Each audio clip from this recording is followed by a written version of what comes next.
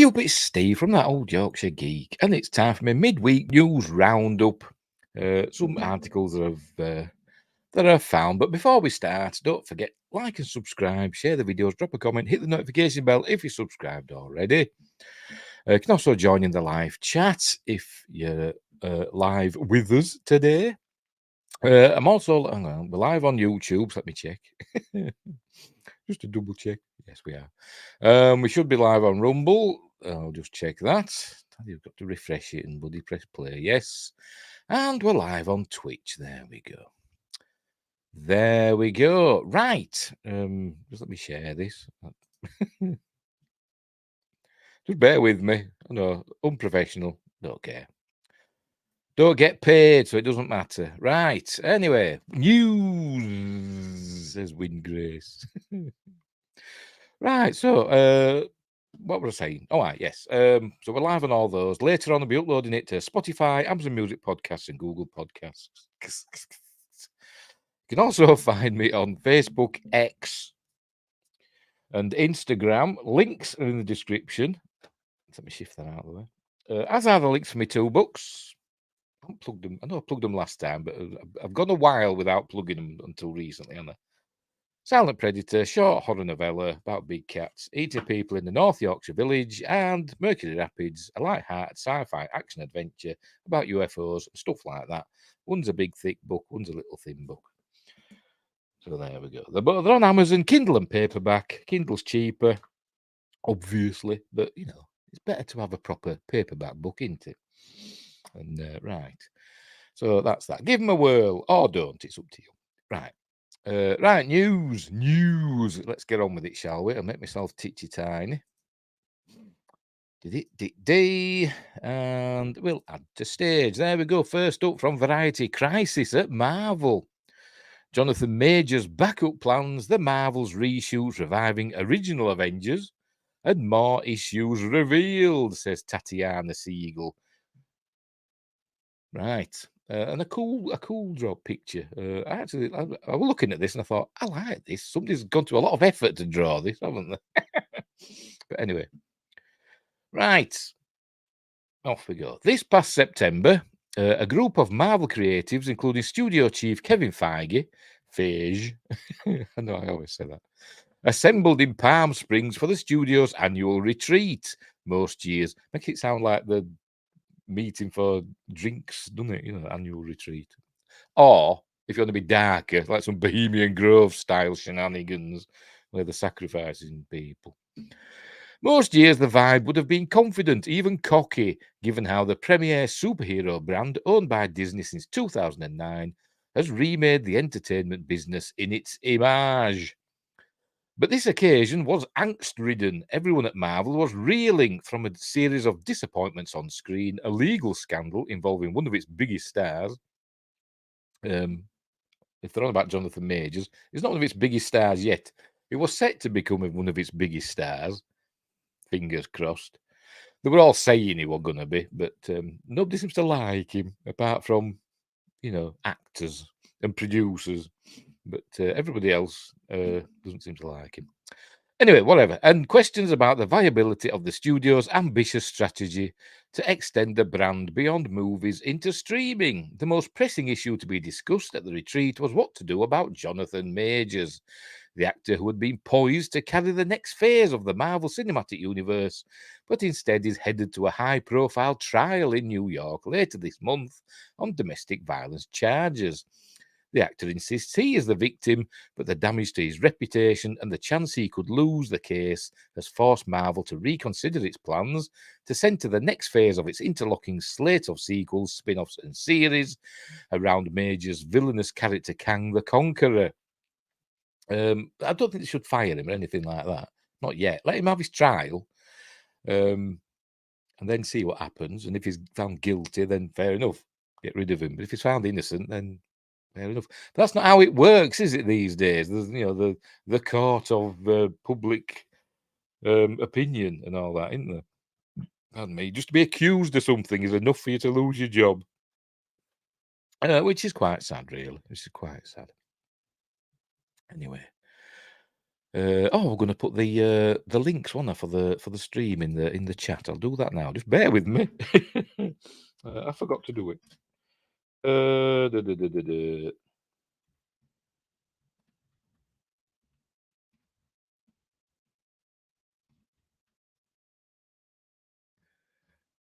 Spell that right, probably. Link to join if you want to join in the stream is now in the chat. Well, in the YouTube chat, at least. Right, where were we? At the gathering in Palm Springs, executives discussed backup plans, including pivoting to another comic book adversary like Doctor Doom, Victor Von Doom, isn't he? But making any shift would carry. I sound like I know all about him.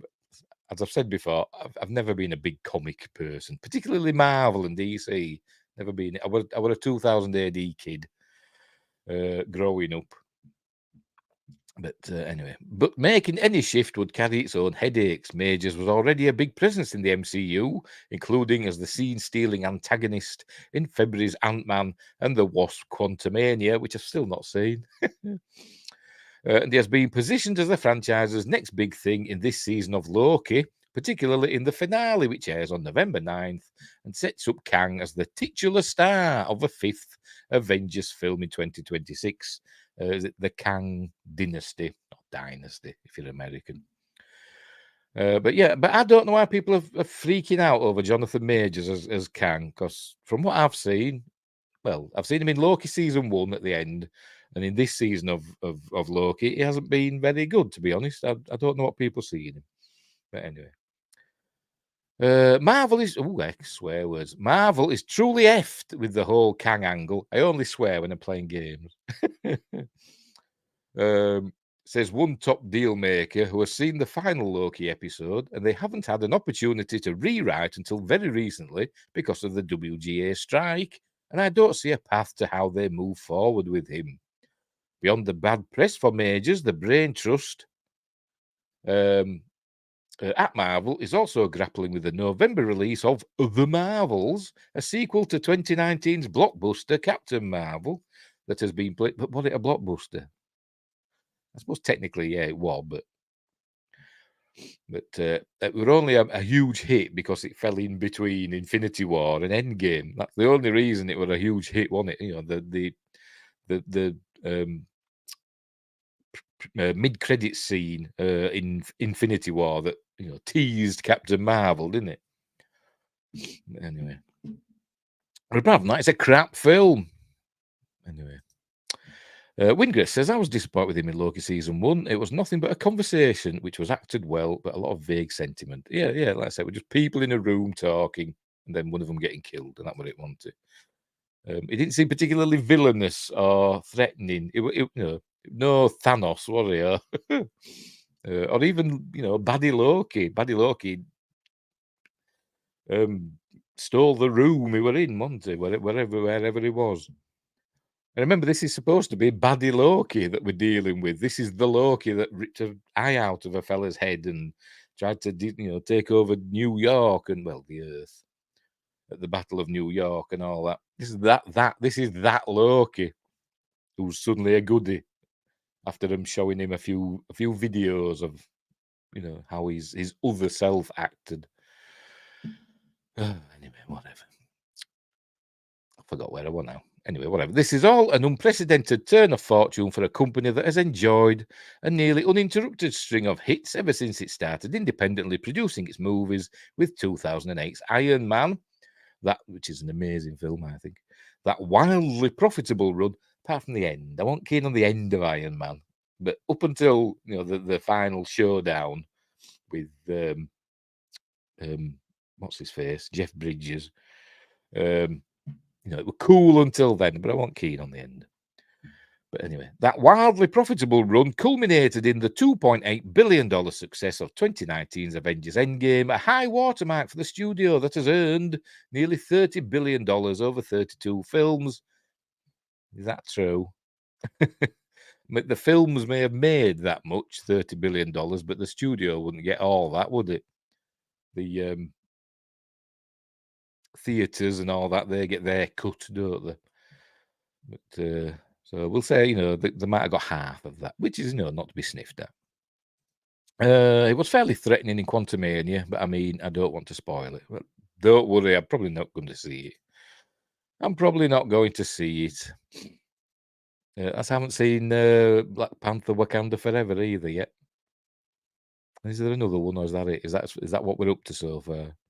Oh no, I haven't seen Thor: Love and Thunder. I started watching it, and I got to seeing Thor doing the splits at the beginning, and I thought, nah, turn it off. Right, where were we? Replicating that kind of phenomenon is never easy. However, the source of Marvel's current troubles can be traced back to 2020. That's when the COVID pandemic ushered in a mandate to help boost Disney's stock price with an endless torrent of interconnected Marvel content for the studio's fledgling streaming platform, Disney Plus. According to the plan, there would never be a lapse in superhero fare, with either a film in theatres or a new television series streaming at any given moment. Yes, I saw Guardians 3. Yes, and I really enjoyed that. There may have been some lip quivering going on watching that one. Yes, Guardians 3 were excellent. I really like that one. Where were we? But the ensuing tsunami of spandex proved to be too much of a good thing. Or was it? And the demands of churning out so much programming taxed the Marvel apparatus. Moreover, the need to tease out an interwoven storyline over so many disparate shows, movies, and platforms created a muddled narrative that baffled viewers. Because they were trying to interweave a bit too much, really, weren't they? In the early days, they just used to tack on, an end credit scene that led into the next film. But it didn't really have anything to do with the rest of the film, did it? Like at the end of, I can't remember which one it was now, where they found Thor's hammer in the middle of the desert and stuff like that. And the end of Hulk, Incredible Hulk, where he just talks to Tony Stark in the bar, doesn't he? Does not the Hulk, the other fella, the General Ross or something like that. But anyway, right, whatever. But they tried to, interweave it a bit too much, and it did get a bit confusing, I suppose. If you're going in cold and not following it. Right. The Marvel machine was pumping out a lot of content. Did it get to the point where there was just too much and they were burning people out on superheroes? It's possible, says Wall Street analyst Eric Handler, who covers Disney. The more you do, the tougher it is to maintain quality. They tried experimenting with breaking in some new characters like Shang-Chi and Eternals with mixed results. To be honest, I didn't mind them two films. I didn't mind them at all. Shang-Chi were okay, apart from, what does Mexican Iron Man call it? Chicken Rabbit, apart from that. And, other plot contrivances that were in it, I thought they were convenient. But for a fun action superhero-ish film, fantasy, a fun fantasy adventure, I quite enjoyed Shang-Chi, and the same for Eternals. I thought that were a fun, fantasy adventure film, just not a very good Marvel film. And nobody in the Marvel universe mentions that there's a huge alien sticking out of the Indian Ocean or somewhere. But anyway. With budgets as big as these, you need home runs. Yes, you do. The Marvels, and they were kind of expecting that each time, weren't they? They were expecting $1 billion with each film, and it's not happening anymore, is it? And Josh Temple's here. Hello, Josh Temple. Welcome to the show. Oh, hang on. I'll do it again. Hang on, where are we?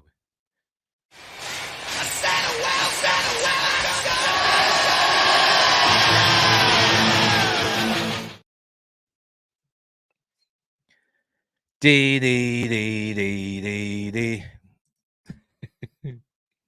Anyway, Shang-Chi, says Wingrace, was a good film in the vein of Phase 1 or 2. Sadly, people have grown to expect more and don't want to go backwards. I thought it was fun enough. Yes, same here. I thought it was quite good. Apart from Rabbit Chicken. And the slight plot contrivances, that just happen to send them in the right direction or whatever. I've only seen it once. But it was fine, Wasn't as bad as everybody made it out to be. Anyway, where were we? Forgot where I was now. Home runs, that's where I was. The Marvels, which opens in theatres on November 10th, will struggle to get the ball past the infield. Is that a baseball term? I don't know. At least by Marvel's outsized standards. Oh, yes, because the home runs, that's a baseball thing, isn't it? I only know that because I've played Wii Sports. Anyway, the movie, which cost $250 million, apparently it's more than that, but I don't know, probably upwards of $300 million. Crazy money in it.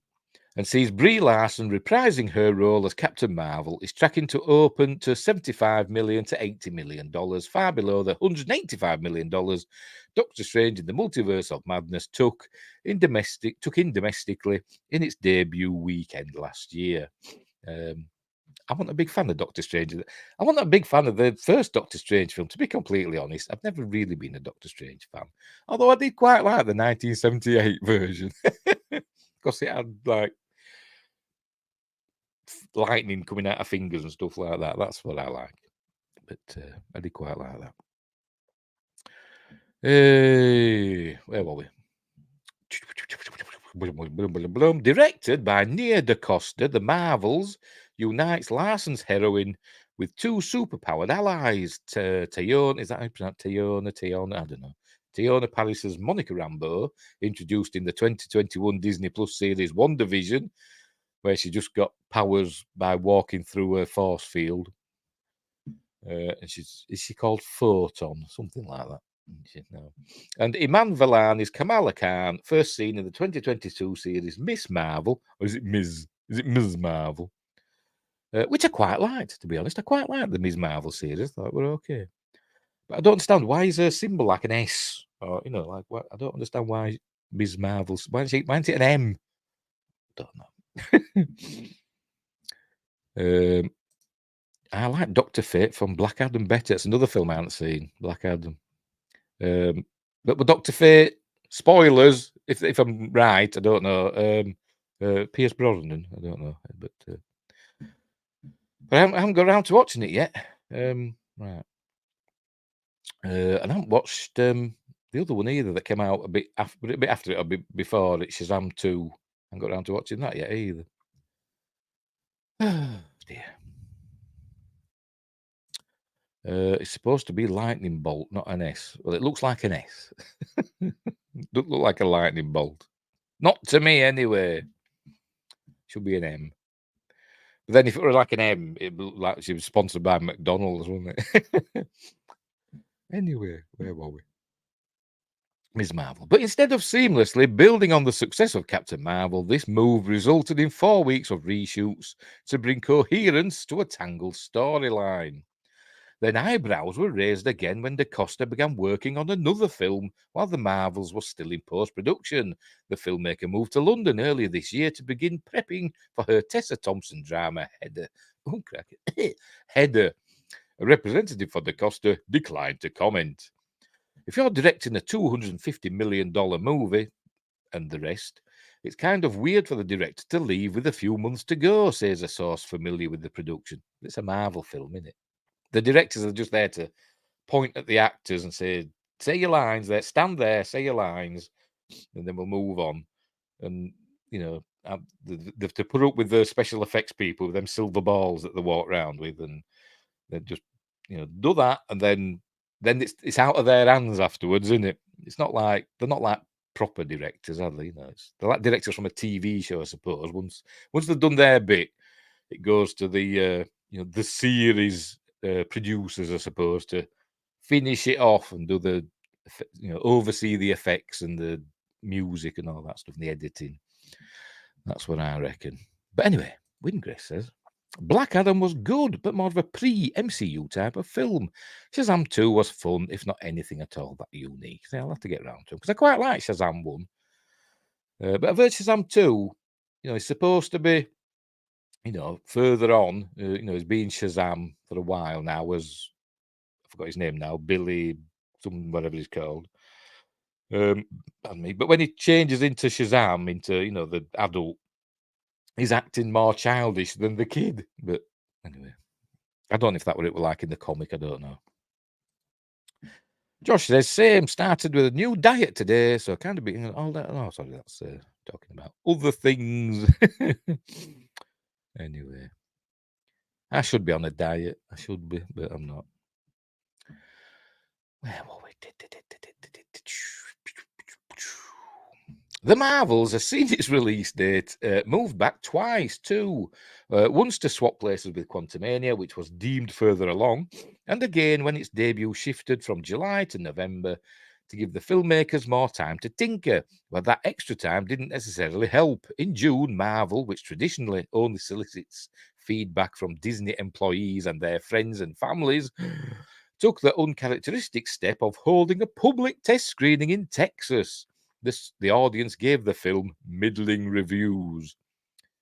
Oh, there's another cool picture in the like they're being shot at, aren't it? Shots fired, I suppose you could say. But Marvel has never been in the business of being average. Kevin's real superpower, his genius. Is he a genius, though? As always, because remember, before the MCU started, I mean, it didn't really start with Iron Man. It kind of did, didn't it? But he'd done a lot of Marvel films before that, hadn't he? Been, a producer, or, in various levels, for years and years before that. I think even the Sam Raimi Spider-Man films and all them. But nobody were calling him a genius then, were they? Anyway, where were we? Genius has always been in post-production and getting his hands on movies and making sure that they finish strongly, the source adds. Excuse me. These days, he's spread thin. Feige declined to comment for this story. But yeah, he's spread thin because he's like the boss now, isn't he? He's the boss of all Marvel. So if he's the boss of everything, movies, TV, comics, why don't you delegate? That's what bosses are supposed to do, isn't it? Delegate so you're not spread too thin. That's bad leadership, isn't it? That's bad leadership. But anyway, I was going to say something else and I can't remember what it was now. Can't have been important. But yeah, if he's spread too thin. But back before he became the Almighty. Oh, that's what I'm going to say. Remember the days when John Campion used to call him our Lord and Master Kevin Feige and stuff like that. Back in the days when the MCU were good. That's what he used to say, didn't he? He used to call him the John Campion. I can't watch him anymore. I'm sorry. Yeah, but it does me head in. Anyway, Feige isn't the only person showing signs of strain. Marvel's entire VFX battalion, including staffers and vendors, is struggling to keep pace with a never-ending stream of productions. This past February, when the credits rolled at the world premiere of Quantumania, shock rippled through the Regency Village Theatre in Westwood over some shoddy CGI.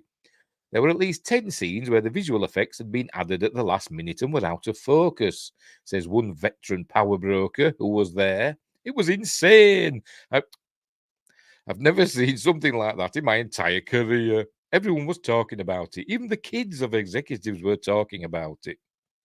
So there's a bit of hyperbole going on there. It's a bloody film. The bloody films. How we're talking about when doing during the Magnificent Mondays with Knowing and all that.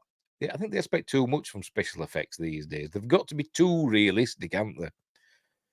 But give them a bit of artistic license and a bit of romance, and But whatever, they've got to be perfect, haven't they?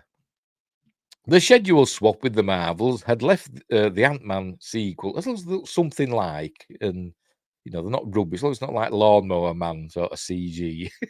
Then it's fine in my book. The schedule swap with the Marvels had left the Ant-Man sequel in a squeeze, pushing up its post-production schedule by 4.5 months. Marvel films are known for coming down to the wire, given Feige's ability to foam the runway and land a plane that way, says one executive familiar with how the company operates. But this level of unfinished was unprecedented and will be noted in scathing reviews when the tentpole with the $200 million budget opened 11 days after the premiere. Critics weren't the only ones dismayed. Fed up with 14-hour days and no overtime. 14-hour days. And no overtime. Marvel VFX workers voted unanimously to unionize in September, sparking an industry-wide trend. So Marvel VFX workers, but how many do the people that work on the VFX in the film, do the Marvel ones contribute to?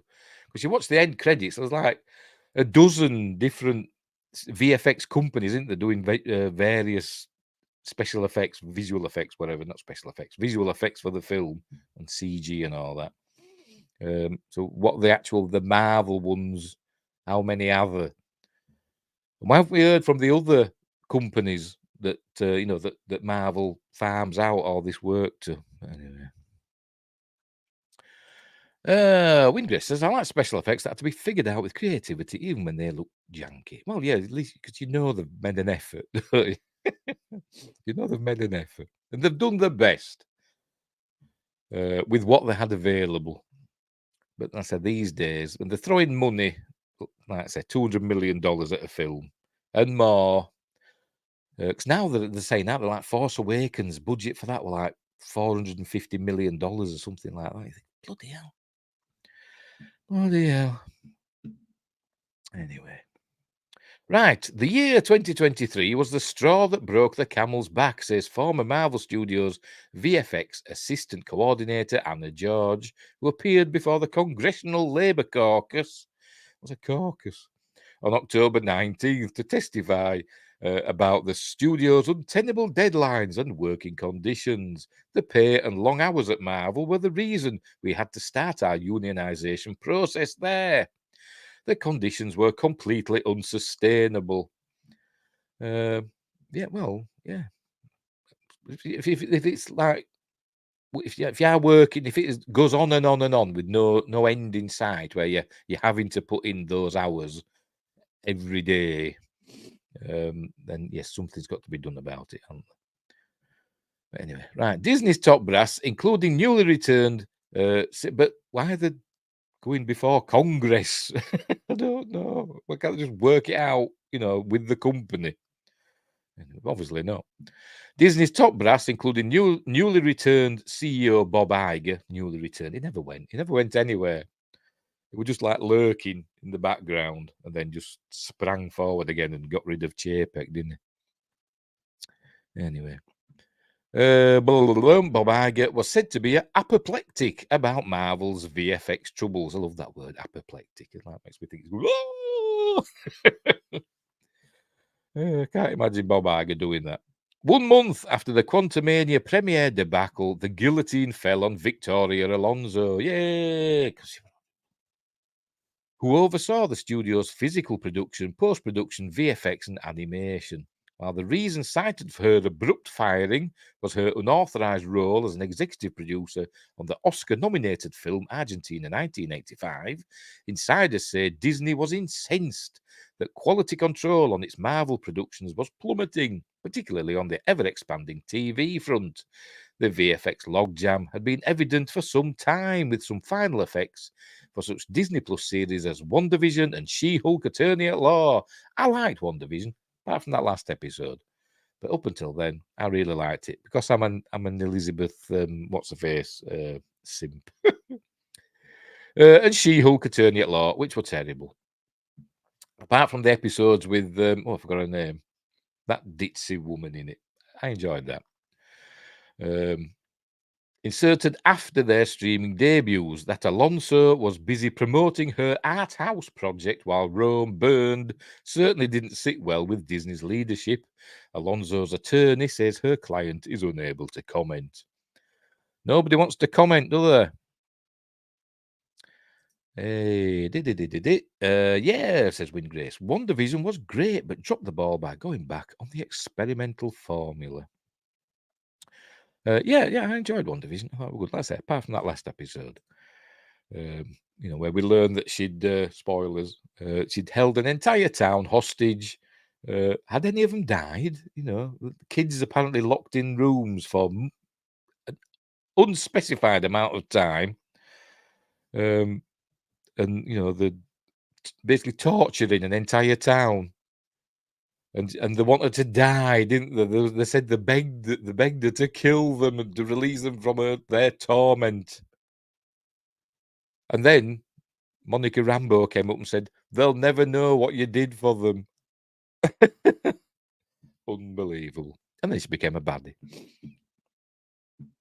Anyway, I forgot where I was now. There we go. But something there at the top. There are also a few loose threads it never finished. I can't bloody remember. I can't remember. Oh, like the beekeeper guy. I can't remember that bit. Honestly, I can't remember. Where did what's his face go? Oh, I forgot his name now. You know, him that Vision. Where did White Vision go? He just flew off, didn't he? And we haven't seen him since, have we? I don't know. Unless he pops up in the films I haven't seen. But he just buggered off, never came back. Right. But some internal sources suggest Alonso was a scapegoat and point to the She-Hulk VFX issues as a symptom of a deeper rot, namely a lack of oversight on script development. In the original arc of She-Hulk, a flashback of star Tatiana Maslany's transformation into her Hulk character didn't take place until episode 8, the penultimate episode. But after Marvel's Brain Trust watched footage, it realised the scene needed to happen in the pilot episode so that audiences could see more of the character's backstory early. That meant the VFX team was tasked with fixing the mess in post-production. Vision, it was supposed to be in Doctor Strange, but they cut him for time. Did they? Oh, right. Okay.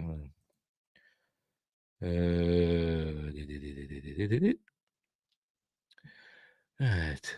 Sorry, I know you're talking in the chat, Josh and Wingris, but I don't want to, you know, if you're talking amongst yourself, I don't want to put it up on screen, you see. You're talking about health issues and stuff, aren't you? But best of luck, Josh. I hope you do well.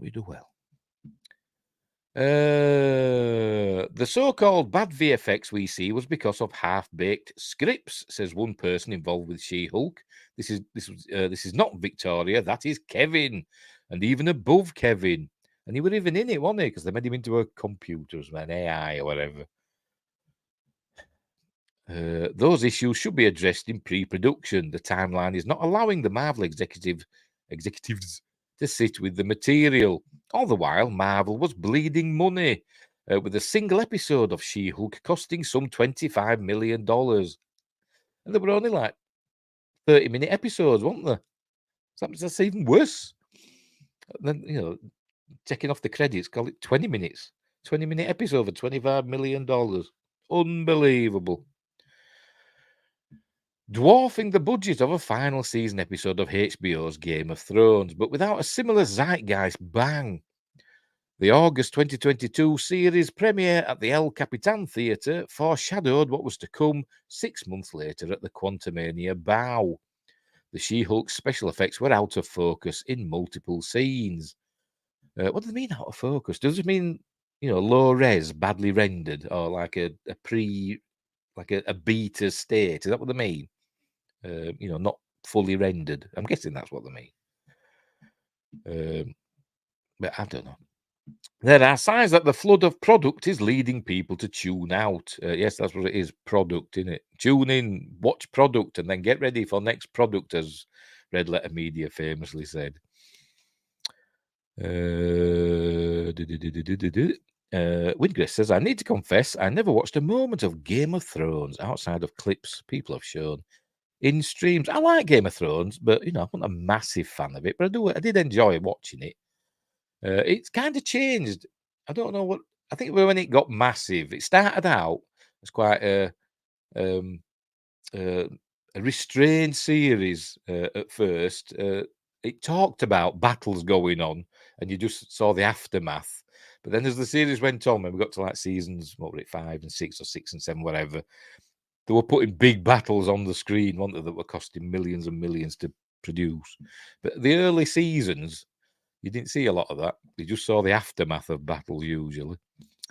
But anyway, but it's good. I enjoy Game of Thrones, and I like House of the Dragon as well. That's good. What are you saying, Josh? What are you saying? No, you're fine. I'm not saying. I don't want to accidentally click on something that you don't want putting up on screen. That's all I'm mentioning it for. Personal stuff. That's basically what I'm talking about. But you know, but carry on. And as I said, I hope your efforts go well. I like it. I like House of Dragon better so far. Yes, I like House of the Dragon. Can't wait for season 2. I just wish it didn't take so long for them to make TV series these days. Remember the days when they used to bang out a series of 24 episodes every year? Those days are long gone, aren't they?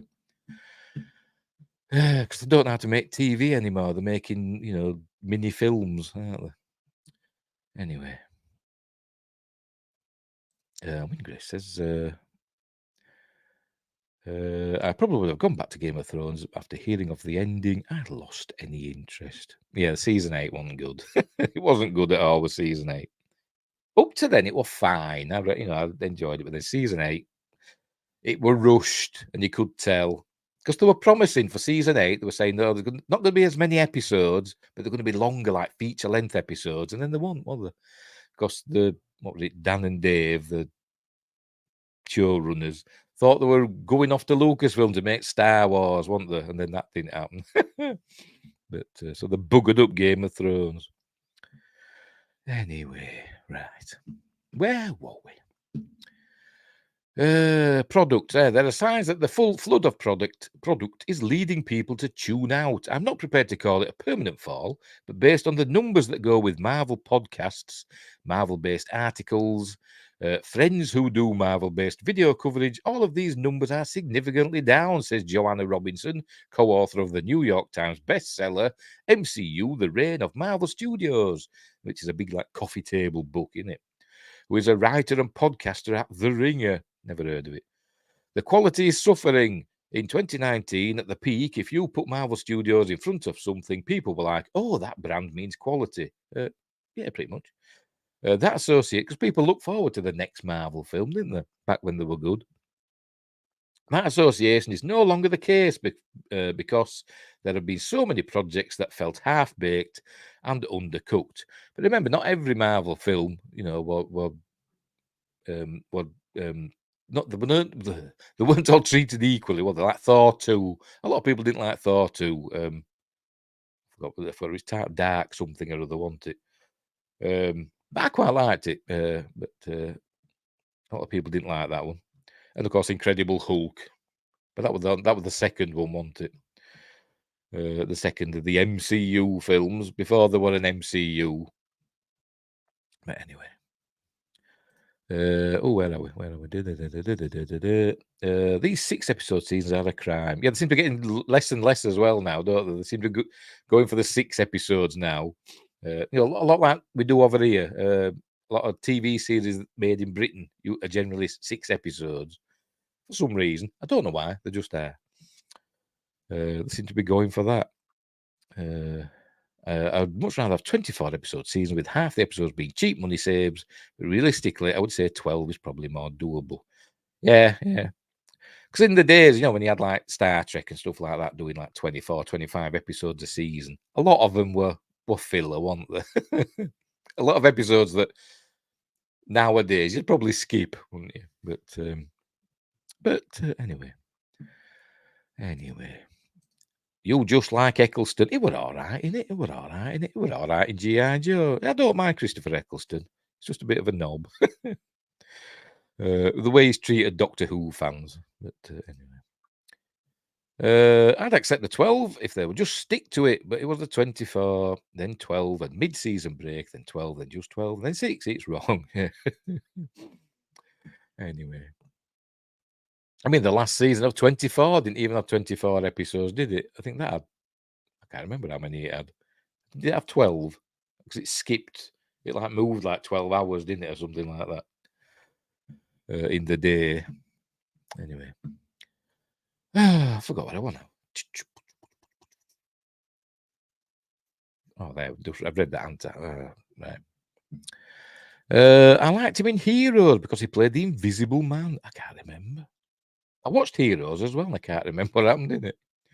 And then when he decided not to come back, they just showed him as being unseen. I can't remember. I say I only watched Heroes through once, so I can't really remember much of what happened in that. I just remember the cheerleader, obviously. And Hero, because he's called Hero, but whatever.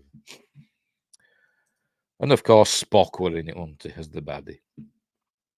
Right, as public criticism mounts, Feige is pulling the plug on scripts and projects that aren't working. Case in point, the Blade reboot with Mahershala. Is that how you pronounce it? Mahershala? I don't know how you pronounce it.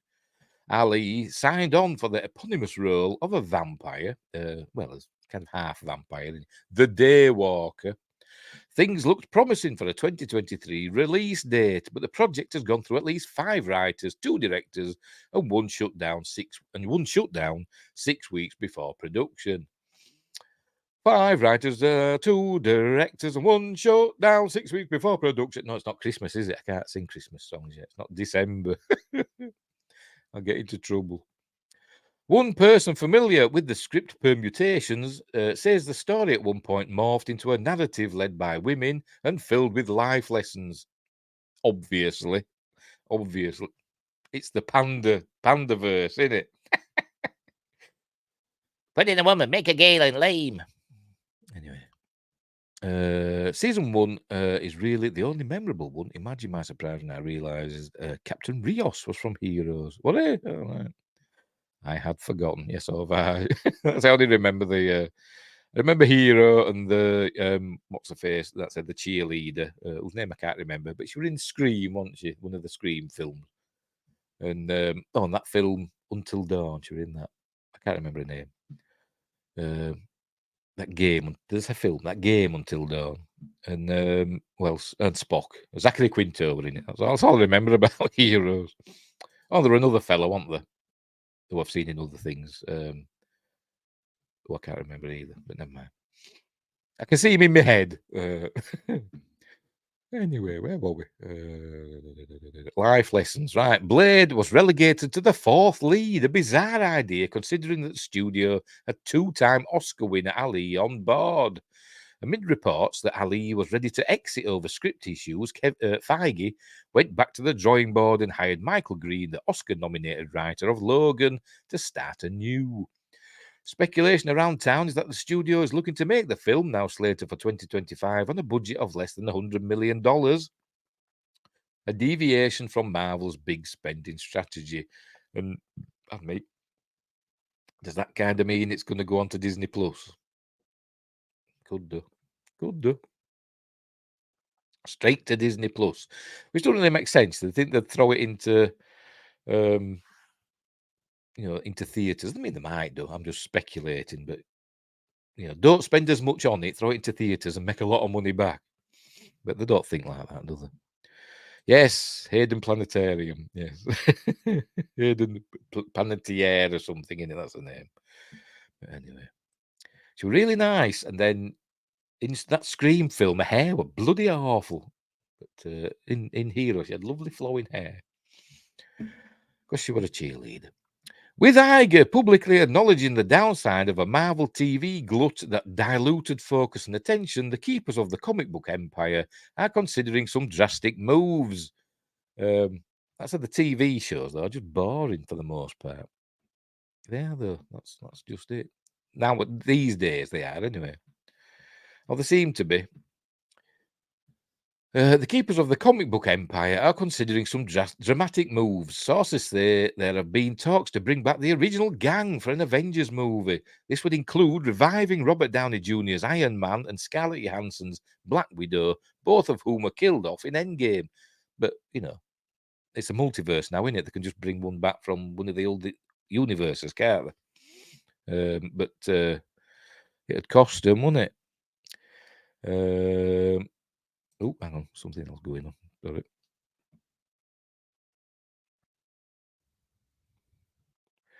Where were we? They're killed off in Endgame. That shouldn't be a stumbling block. In comic books, beloved characters are often killed off, only to be resurrected thanks to the power of things like the multiverse. Yeah. Nobody's ever truly gone.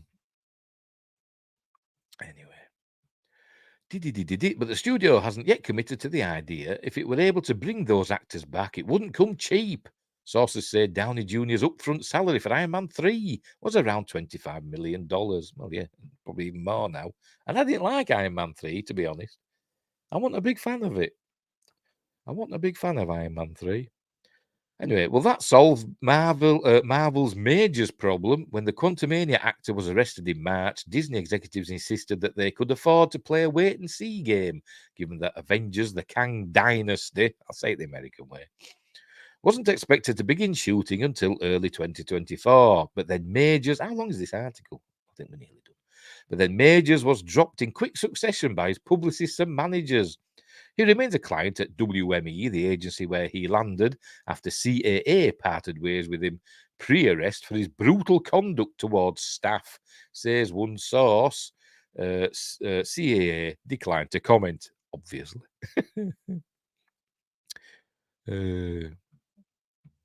In April, oh, cracky. My voice went funny then, didn't it?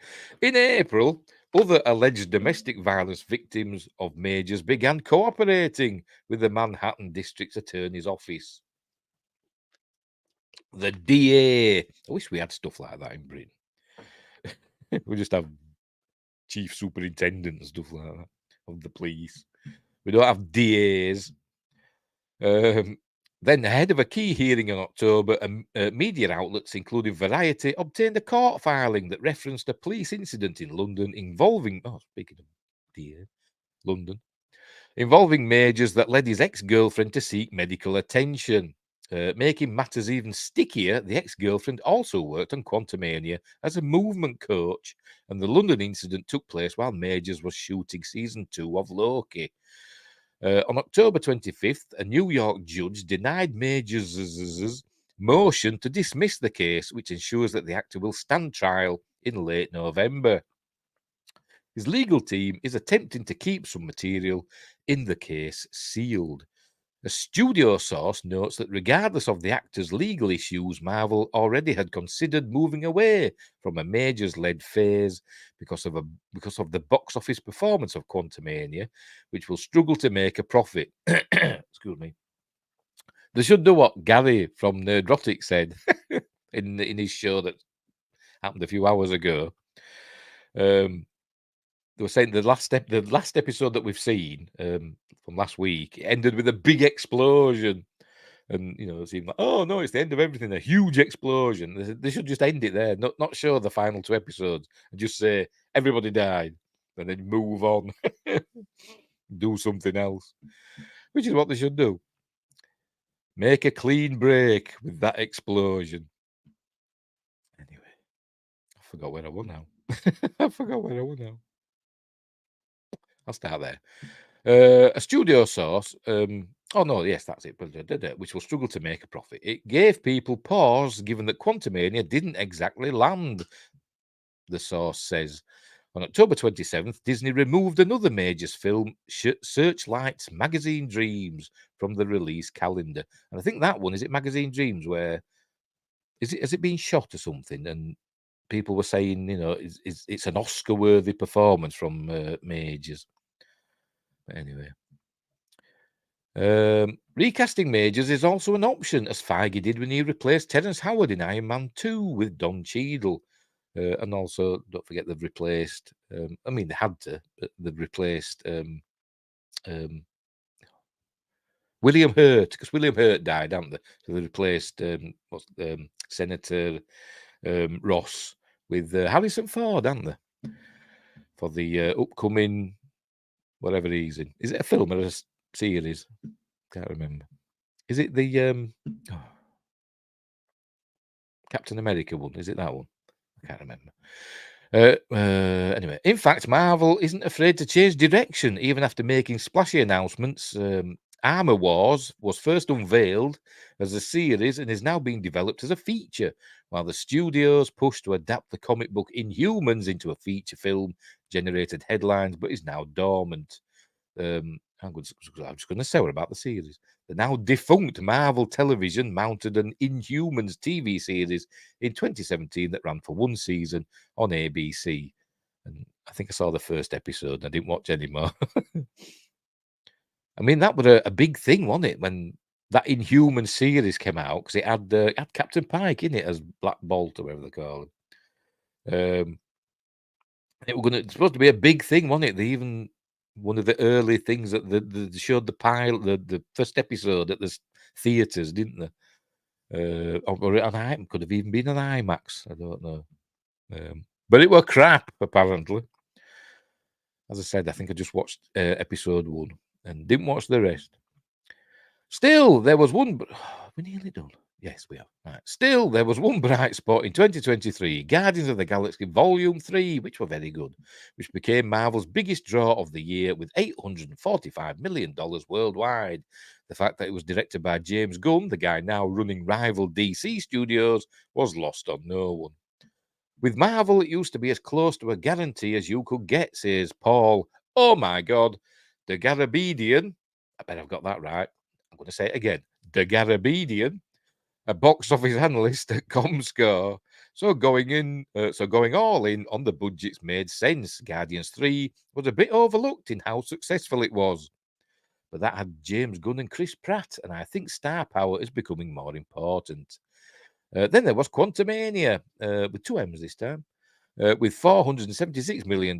Anything under $500 million is viewed as a disappointment. Yes, because it loses money, especially when you're spending $250 million on a film, and then you need another, $150 million advertising. So let's call it, that's 400 million straight up that you've spent on your film, but they get less. Well, in America, they get about half back, don't they, from the theaters.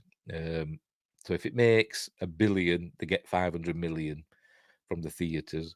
But overseas, they get even less, don't they? Especially in China, where they get something like a quarter of the ticket sales, don't they? Anyway, so yeah, so anything under $500 million is a loss, and quite often a big loss.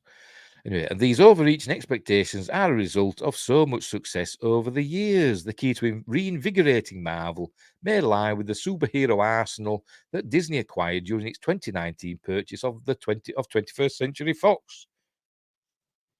Pardon me, I mean 20th Century Fox. Or what it called 20? I don't know. That deal brought several blue chip heroes such as the X-Men and the Fantastic Four. You know, the Fantastic Four, where they had Mr. Fantastic in Doctor Strange, and then the Multiverse of Madness, and they just spaghettified him and made his brain explode. Stupid film. Back under the studio's control, already fans are geeking out about next year's Deadpool 3, which unites Ryan Reynolds' Merc with a mouth with Hugh Jackman's Wolverine. I'm looking forward to that. I just hope it's not diluted, under Disney. Anyway, and the reboot of Fantastic Four slated for 2025.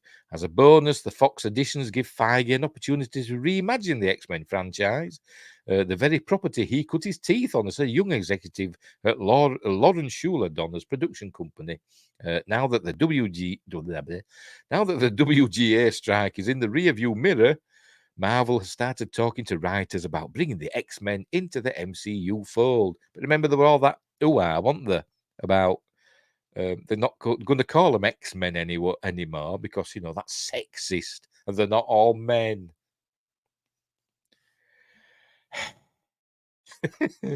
the X, they, thems. Oh, God. We'll see what happens. They've got to call them the X-Men, haven't they? Because it's a brand name, isn't it? They've got to say that. They've got to call them that. But there'll be some smart ass, there'll be something in the script where one of the characters will say something about, we're not all men. I don't like being called an X-Man.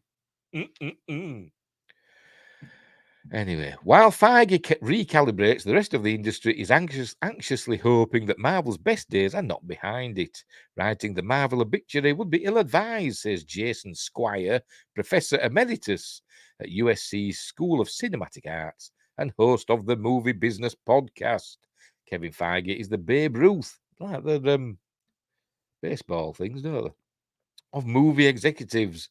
And Marvel has the most profitable track record in movie history, no question. And that's it. And there's loads of comments. Right, so that took a while, didn't it? Nearly an hour to get through that. Because why not? Why not? It's only a brand. Well, yeah, exactly.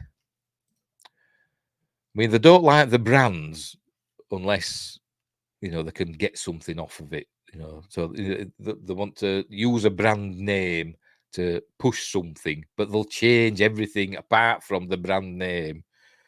But anyway, never mind. So that's that one. So, right. Did I say, by the way, at the beginning, all the links for all these articles are in the description down below. And later on, I'll put timestamps in so you can swap about. Right, let's move on, crikey, to another article. Ooh, that took some doing, didn't it? Where's my F11? There. Right, next up, bounding into comics could get spicy. We're off.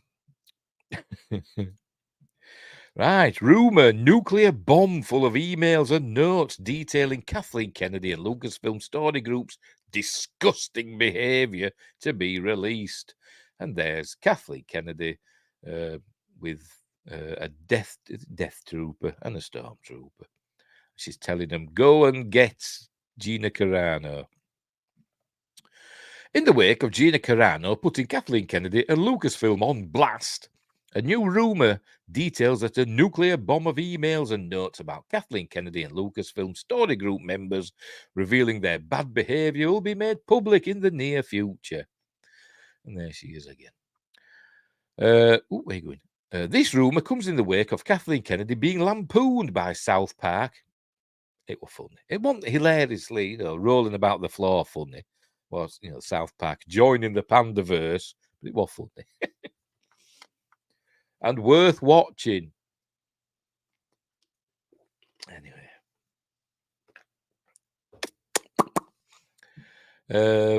Lampooned by South Park and recent comments by Gina Carano summarising how Kennedy treated her when she was fired from The Mandalorian. Reacting to a clip from South Park, joining the Pandaverse, Carano wrote, "This is the part where KK demands any YouTubers get censored off of YouTube for sharing and laughing at this hilarious episode. She'll have YouTube disable the thumbs down option because of the ratio she'll receive. And then she'll have her publicist ghouls make sure Variety and Hollywood Reporter run hit pieces about the South Park creators and their families, smearing their names through every useful idiot she has under her thumb who would sell their soul to work for Lucasfilm." Because that's exactly what happened to her, didn't they? When she was fired for just speaking the truth, to be honest. There she is in that episode of Mandalorian where they're to protect that village from the Attesty. Chicken Walker. I hate that word. I hate calling them chicken walkers. Anyway, carrying on, she'll activate her online mob to repeat that the South Park creators are racist, bigot, transphobes, and demand the South Park creators publicly apologise by only using words she approves of, Carano continued. And finally, she'll demand they subject themselves to a re-education course of 45 people in the LBGTQ community Zoom call to sit there and listen of how badly they got their feelings hurt all over a little boop of a South Park episode. She concluded, but maybe, just maybe, the jig is up. Because that's what they demanded that Gina Carano do, didn't they? Over a beep boop pronoun thing she did on Twitter, didn't she? She just put in pronouns, beep boop or whatever. And so they demanded that she go to this re-education course because she'd hurt people's feelings, and she refused. Good for her. And there's the tweet. So you can follow this link. You can follow the tweet, can't you? And look at it. And there's a clip from South Park there. But I noticed, though, that this version of Kathleen Kennedy that they show in the South Park episode, it was actually the goodie, the two versions of Kathleen Kennedy. There were the Cartman version and there were the good version, when she came out at the end saying, we're going to make nice things. We're not going to pander to all the minorities. And Bob Iger went, yes, of course we are, Kate. They called her Kate, well, Katie. Anyway, Carano would reveal in another post that under Kennedy's leadership at Lucasfilm, she was asked to unfollow people on social media because they said bad things about Kathleen Kennedy. And there's the tweet. Don't know if we have to read all this. In the wake of these two posts, YouTuber Drunk 3PO, good old Jay, with his sticky mouse. I did laugh at that. They were at a stream where they were playing, that Party Animals game. And just Drunk 3PO just said, I've got a sticky mouse. And everyone going, ew. Bless him, he's always saying things. YouTuber Drunk 3PO noted on Culture Casino's late night culture, this nuclear bomb would soon be made public. There is no good KK in any verse. No, she's evil in all verses, isn't she? Anyway, I don't know what Frank Marshall sees in her. But anyway. Drunk 3PO asserted, the day is coming, and I know the day is coming. I can imagine Jay saying that. Where there is a lot of emails, or there are a lot of emails, there are a lot of notes that someone has collected. And when you see this, it will blow your face off as to how disgusting this woman is, Kathleen Kennedy, and the people that running Lucasfilm, especially over there at the storyboard group. Bless him, the story group. So you guys just got a little taste of what's to come, he added. A little bit later during the stream, he added, again, there's a nuclear bomb that's coming. Just be ready. All of our YouTube channels will benefit once this stuff hits. What do you make of this new rumour? Well, I don't know, it could happen. Mind up. It's nice that some channels are benefiting and getting lots of money and hits and views. Wish I were. Anyway, so there we go. A nuclear bomb of rumours is going to hit the fan about Kathleen Kennedy. Right, let's move on. Right, 3 Doctor Who stories now in quick succession. Because Doctor Who's coming back, in case you didn't know. Oh, can I do some burping? Right. How can water make me burp? I have no idea. As I said, I think it's with reading and talking and breathing in. It puts gas in you, doesn't it? Anyway, excuses.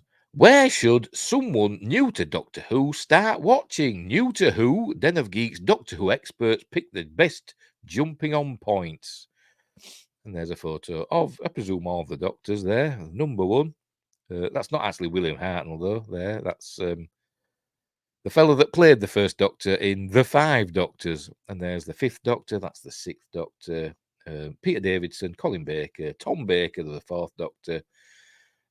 Patrick Troughton, the 2nd Doctor. Peter Capaldi, I've lost count now, the 12th Doctor.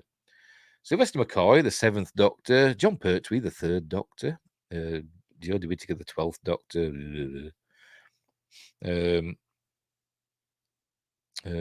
They haven't got no, they haven't put anyway, we'll get to that. Matt Smith, the 11th Doctor, yes. Christopher Eccleston, the 9th Doctor, and David Tennant, the 10th Doctor. Yeah, got through them all, but they didn't mention the 8th Doctor, did they? Paul McGann, didn't mention him, did they? He ain't got a picture. Why they put Paul McGann in there? Poor Paul McGann. Oh, John Hurt, the War Doctor, he were in there as well, wasn't he? Anyway, right at the very beginning, answered nobody ever to the question of where a newcomer to Doctor Who should start watching. This is a show with almost 900 episodes, 6 decades of production, and a megaton of baggage. Apologies, law. To start with 1963's An Unearthly Child now and try and watch everything plus spin-offs before you could get involved with the shooting Gatwa era, you'd need a TARDIS. So where to jump in? Now that BBC iPlayer is host to the whole Doctor Who kit and caboodle in the UK, not quite. As part of its new Whoniverse division, it's a very good question. That's why we asked it to our writhing nest of Doctor Who experts, and here's what they recommend. Right, let's have a look then. Not all of the episodes, because actually An Unearthly Child is not available apparently on the BBC iPlayer because of rights issues. The son of the writer who has inherited the rights to An Unearthly Child won't let the BBC play it, which is a shame because it's really good. Right, so Rose, you start off with Rose, dear. This was the first episode of the reboot era. Not reboot, revived, it says there. Rose is the first episode of the revived version of Doctor Who, having been off air since a one-off special. Oh, this isn't a super long article. Having been off air since a one-off special in 1996, the Paul McGann one, this was designed as a continuation of the original run, but mainly as a stepping-on point for as many people as possible. If you bought all the novels published in the 90s, this was for you. If you faintly remembered the one with the bubble-wrap monsters, or when the Daleks climbed the stairs, this was for you. If you had never heard of Doctor Who, if you had thought it was some middle-class snob cutting about a cardboard universe, if you had thought it was a boys' own show, which simply didn't consider women and girls as a possible audience, the hope was that this was also for you. It was reaching out, plus it had a prime-time Saturday evening slot. And the confidence of the BBC behind it, two things it hadn't had at the same time since the 70s. So why is Rose a great place to start? That's what it is for. And it achieves so many of its aims. It's both sequel and blank slate, adhering to the formula while challenging tropes. It's the foundations of the entire revived run and also instantly starts suggesting ways into the original series. Did you like the dummies that came to life? Feel like they could be more uncanny and terrifying? Well, good news, because we'd seen them before, haven't we? The Autons or whatever.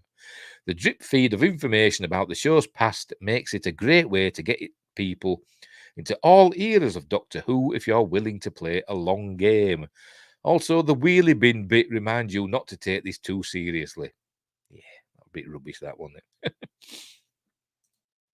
But Josh says, at the beginning and stop at the end before Jodie Whittaker. Yes.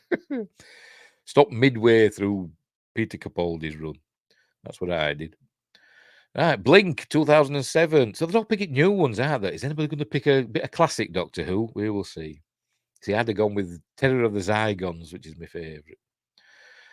Blink 2007. If you, it may have been Russell T Davies who revived Doctor Who, but it was Stephen Moffat who helped me convince my friends and family that it wasn't just bubble wrap monsters and screaming like the old days. I used to deploy the empty child. See below. So that's another one that they're picking from the new ones at Skeptics, but by Series 3, I'd added a new weapon in my arsenal, the phenomenal Dr. Light episode, Blink, with Sally Sparrow.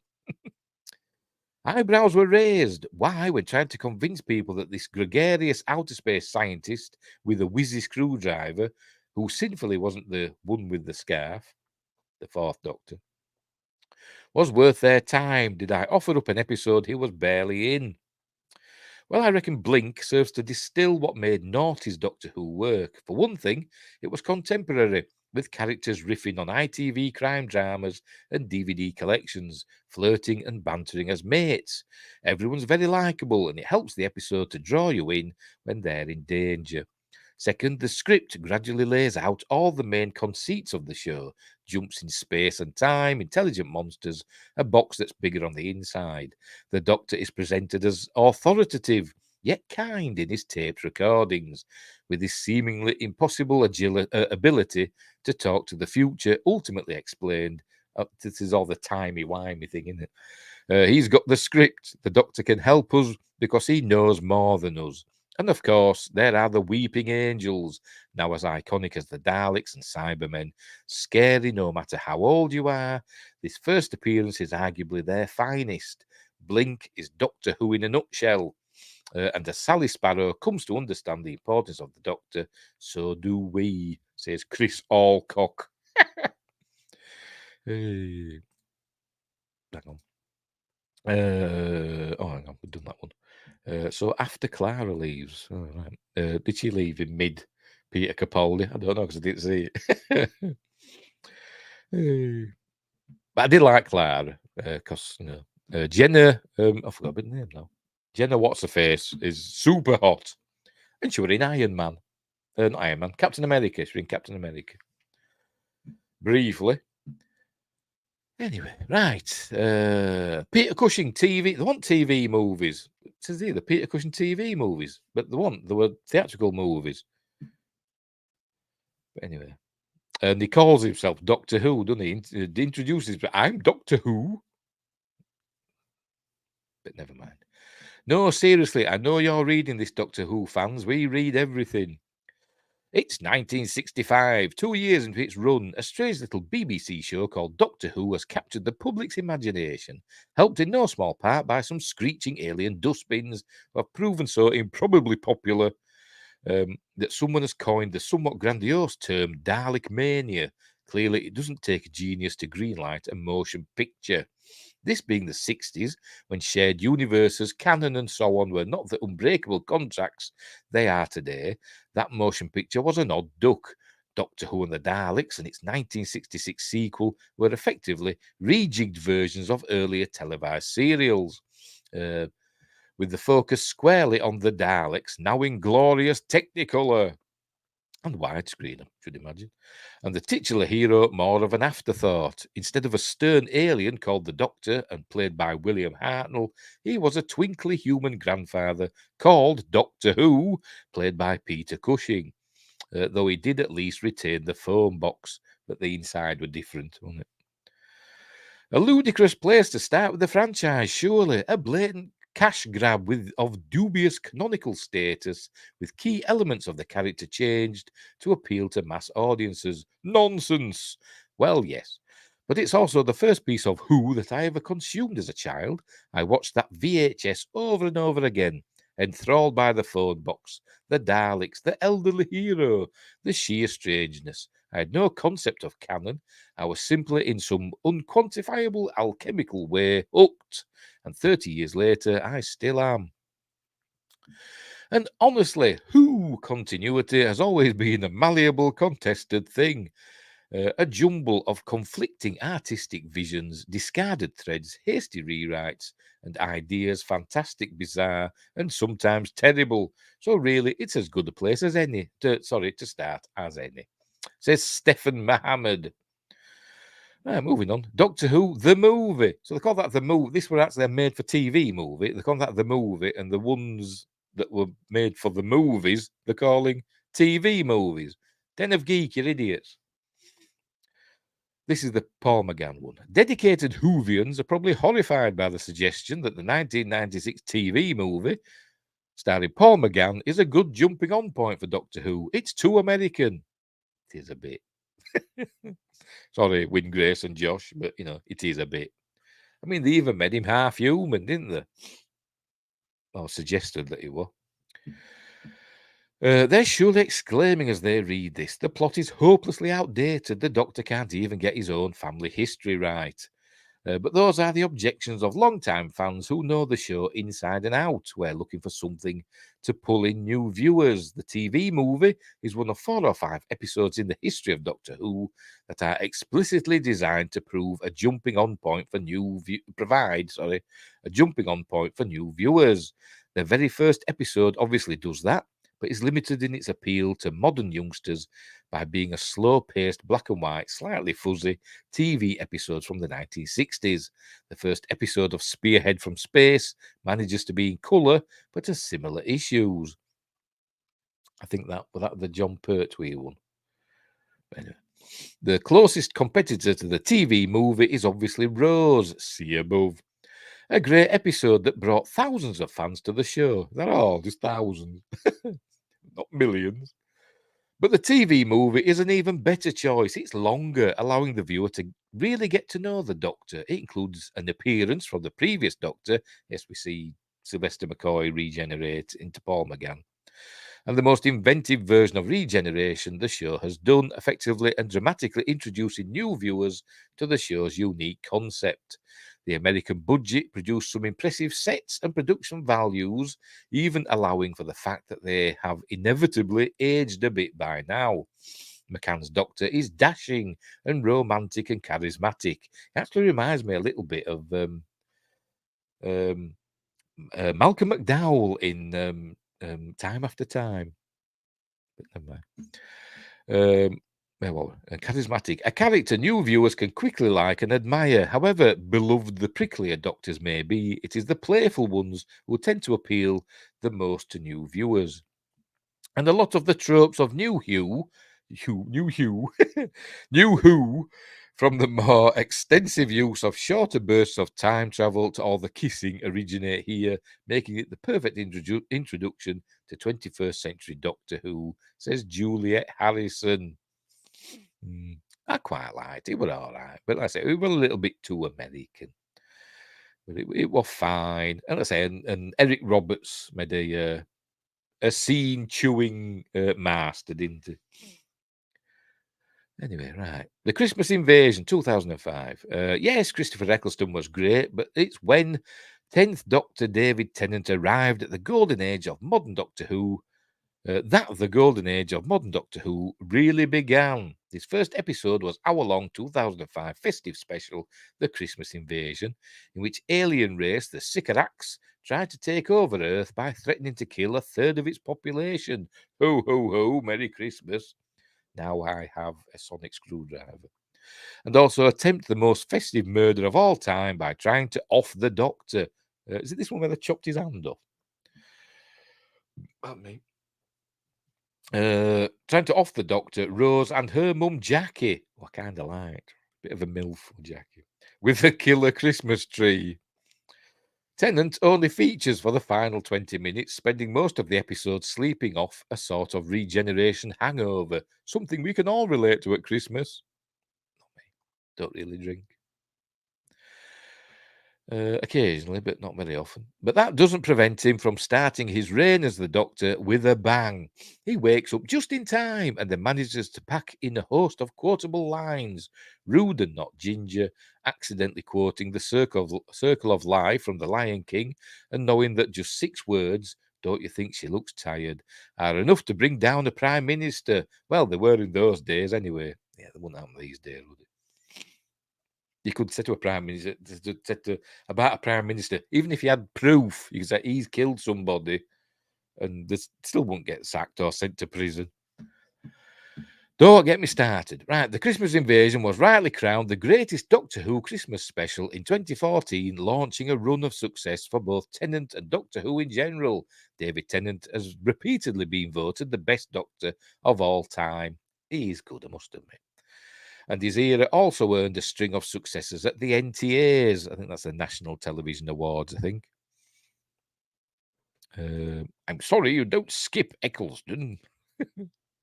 They haven't done it, but up at the top with Rose. Where both he and Doctor Who won big awards 4 times between 2006 and 2010. You can't argue with those numbers, and who doesn't love a Christmas special, says Laura Vickers-Green. Another one from the new ones. Aren't there going to be any classic Doctor Who episodes that they're going to pick? The Empty Child, The Doctor Dancers from 2005. Everybody lives, Rose, just this once. Everybody lives. And there's one of the empty chairs. Are you my mummy? Those are the lines that made me fall in love with Doctor Who. As a nerdy American kid, growing up in the 80s, I was, of course, aware, not me who wrote this, I was, of course, aware of the show and caught a couple of Tom Baker episodes on PBS, but the character didn't grab my attention. It wasn't until 2005 when I heard a few guys at the comic book shop talking about the first 2 episodes of the rebooted series. that I decided to follow their lead and check out the show via unsavoury internet sites. Yarr. Of course, I liked it, but it just seemed like a satisfying sci-fi TV show, nothing special. And then The Doctor Danced, written by Stephen Moffat, the two-parter, The Empty Child and The Doctor Dances, has an irresistible central image, that of a child in a gas mask asking, "Are you my mummy?" But it's neither the horror conceit nor the episode's World War II setting that makes it special. It's the pure joy crossing Eccleston's face as the Doctor sees the connection between mother and child. It's the qualifier, just this once. In that moment, I realised that the Doctor was a unique hero in science fiction, a hero who, despite the massive stakes of his adventures, never forgets the simple joy of seeing regular people live. Says Joe George, an American. Oh, yes, he was American. And why isn't he called Josh then? I don't know. Right, the 11th hour, another from the new lot. They're all kids. These are all kids. You know, the young uns, all these. They've got to be. They've got to be young uns. Anyway. For many American fans, Matt Smith's premiere as the 11th Doctor was their starting point. This resulted from ever-changing international licensing for Doctor Who. However, the way the story was structured was perfectly placed to get new and mainly younger viewers to watch. In 2010, BBC America gained the rights to the series from the Sci-Fi, now rebranded Sci-Fi Channel. I used to like when it was called the Sci-Fi Channel. I used to like that. I used to like that little logo they had. Give me warm, fuzzy feelings, did the Sci-Fi Channel. Used to watch Mystery Science Theatre 3000 on it. Anyway. And began to air episodes much closer in time with the UK. Beforehand, Sci-Fi was airing David Tennant's episodes at least 6 months behind. And they were also inconsistent with showing the spin-off series Torchwood and the Sarah Jane Adventures. Don't forget Class. Around the same time, US Netflix began showing Matt Smith's seasons and also made David Tennant's episodes available. Stephen Moffat introduced Amy Pond as a little girl who showed her there were galaxies and worlds beyond her small town. The 11th Doctor was an ancient man who looked like a quirky professor, but was also struggling with adulthood, fish fingers and custard. This fairy tale-esque story was primed to get new American viewers hooked. Series 5's plot lines were also not reliant on having a previous understanding of Doctor Who lore to understand. Recurring monsters were given new context unique to Moffat's storylines. I don't think Class actually did air over here, didn't it? I quite liked it. It was all right. But I don't think it was for kids. Even though it was set in a school, I don't think it was for kids. I think there was a lot of swearing and sex and stuff in it, I think. Much like Torchwood, you know. Anyway, where were we? Recurring monsters were given new context unique to Moffat's storylines. River Song's reintroduction was also written in a way that fans who didn't watch the earlier episodes could follow. Another argument in favour of Series 5 is that the visual special effects haven't aged as much because they were already filmed in HD. Sometimes the outdated visuals of earlier episodes, especially classic Who, are an obstacle for viewers used to recent big-budget sci-fi fantasy series and movies. Rubbish! Watch Terror of the Zygons with the stop-motion and sometimes hand puppet Loch Ness Monster. It's amazing. The 11th hour is a less traditional starting point for modern Doctor Who viewers, but a great place for newbies to start, says Amanda Ray Prescott. Right, the 2023 Christmas special, which hasn't even been on yet. This must be the last one, must be. And there's Shooting Hour with a ring on it. Is he a ring bearer? Given what we know about the 60th anniversary specials, it is going to be a great time for Doctor Who fans who like nudging you to explain in a comic in 1988 or a fan favourite episode that nobody has ever actually watched. Reuniting a dream team of lead cast, lead writer, producers, and even composer. Yes, Murray Gold's back. The specials are bound to be a new and exciting story, but also a chance to relive old glories and share some obscure references. And why not? Oh, well, Barry Norman then, and why not? thought he were a movie reviewer in the UK. On the BBC. The show has been on air for 60 years. More actors have now played the Doctor since the show was cancelled than had been in the role during its original run. I don't know, has it? Since it was cancelled? It was cancelled as Sylvester McCoy, so he was the seventh Doctor. But I think 2 actors had played the first Doctor. So I call it 8 Doctors. Call it 8. So how many have been since then? Paul McGann, Peter Eccleston, Tennant, Smith, Capaldi, Whittaker, now Shooty, and also John Hurt. So it's a draw at the minute, I think. Anyway. It deserves a victory lap and all the fan service you can eat. But if we know Russell T Davies, he already has his eyes on the next 60 years, and the next 60 years start this year on December 25th. The air date's as yet unconfirmed, but come on, it's happening. Yeah, they'll show on Christmas Day.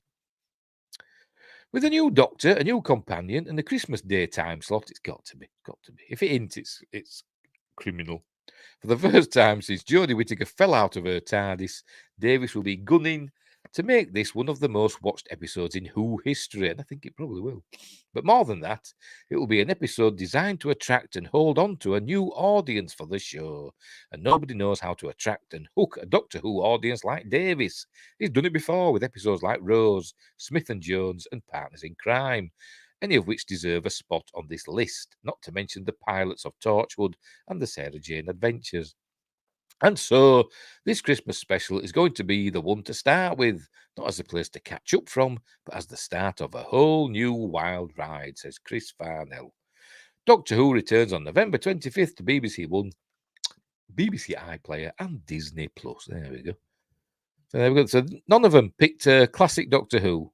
None of them as a starting off point. I mean, the closest were the Peter Cushing films from 1965 and 66. But no classic Doctor Who chosen. No John Pertwee, no Invasion of the Dinosaurs. No Tom Baker. As I said, Terror of the Zygons. There's loads you can pick from Tom Baker's, can't you? Genesis of the Daleks. Seeds of Doom. You know, there's loads to pick. Obviously, John Pertwee also had the Sea Devils, didn't you? Who else? And from the fifth one, Peter Davidson. I've just been watching on the iPlayer the Tales from the TARDIS. They're showing they're doing like what they call it, omnibus versions of stories. So a classic Doctor Who were over several episodes. You know, it wasn't just a one and done episode, then they move on to another story. There were several episodes in a story, and they've been showing that omnibus version. So I've just been watching Earth Shock, in which we learn what happened to the dinosaurs in that. But anyway. And of course, Sylvester McCoy did a good one. He had Remembrance of the Daleks, which were a fun episode. But anyway, whatever. None of them picked a bit of classic Who, which is sad in my opinion. Right, more Doctor Who stories. We're actually talking about Tales of the TARDIS in this, I think. I think that's what this article's about.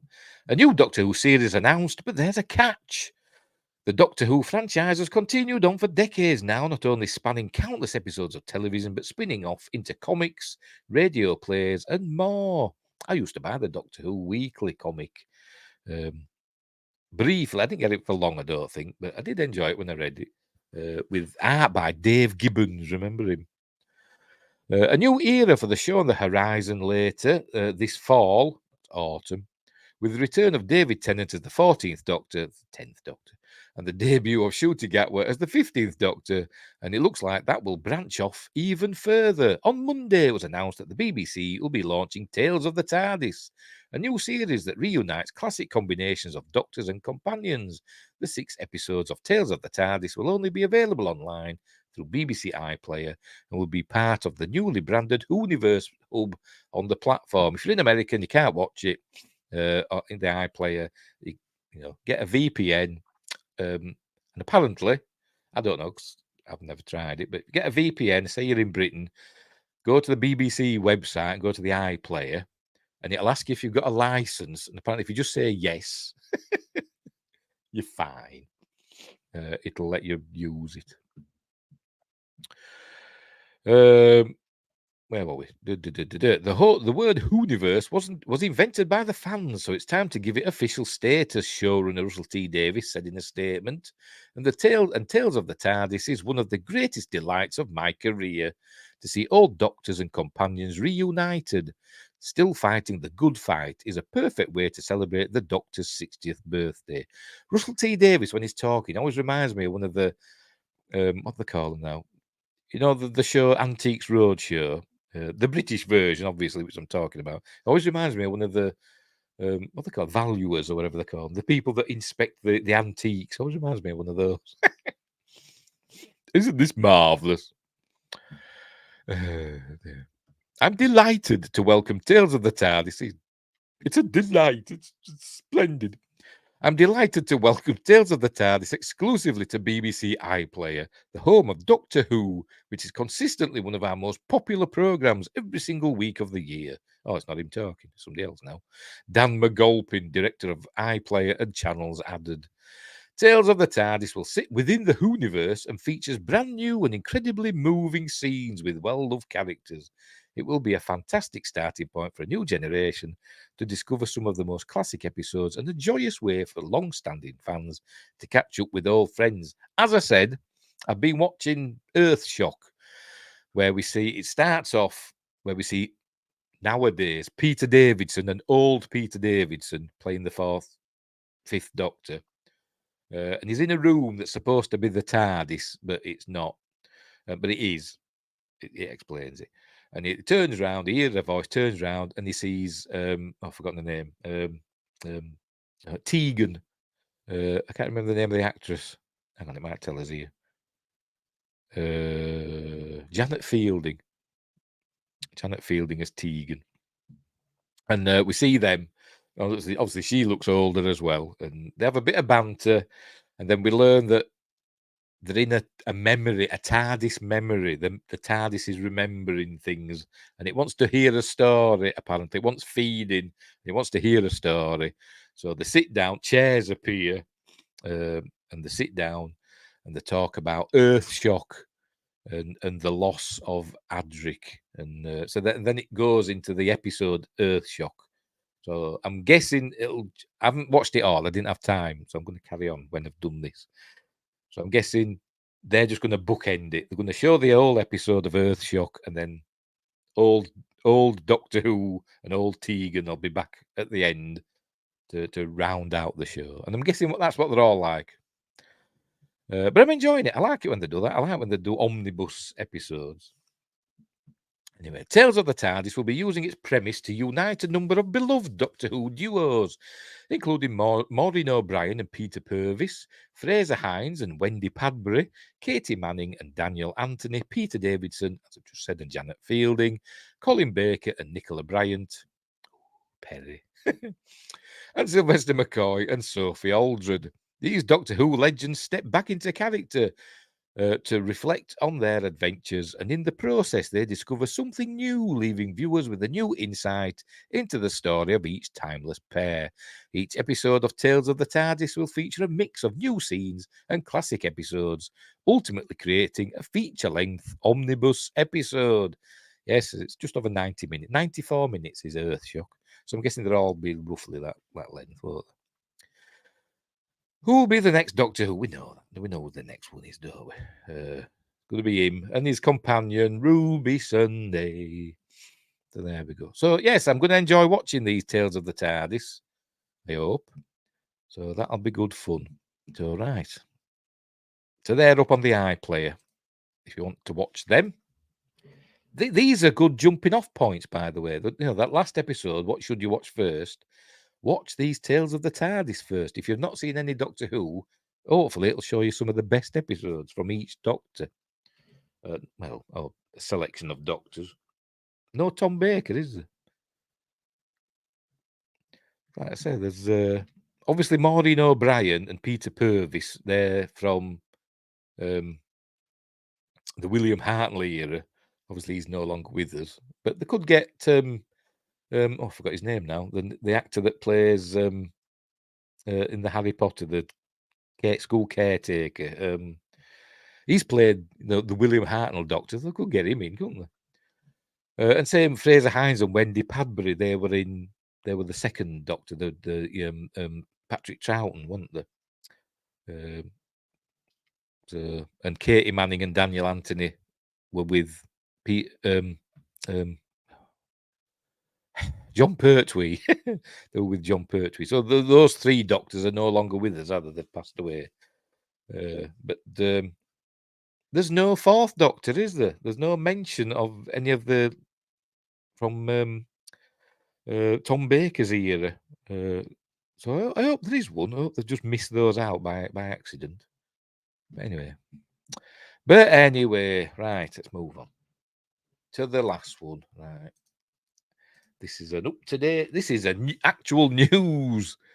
This is actual news. Still Doctor Who. BBC Doctor Who films in Cardiff city centre as Welsh locations turned into New York scene.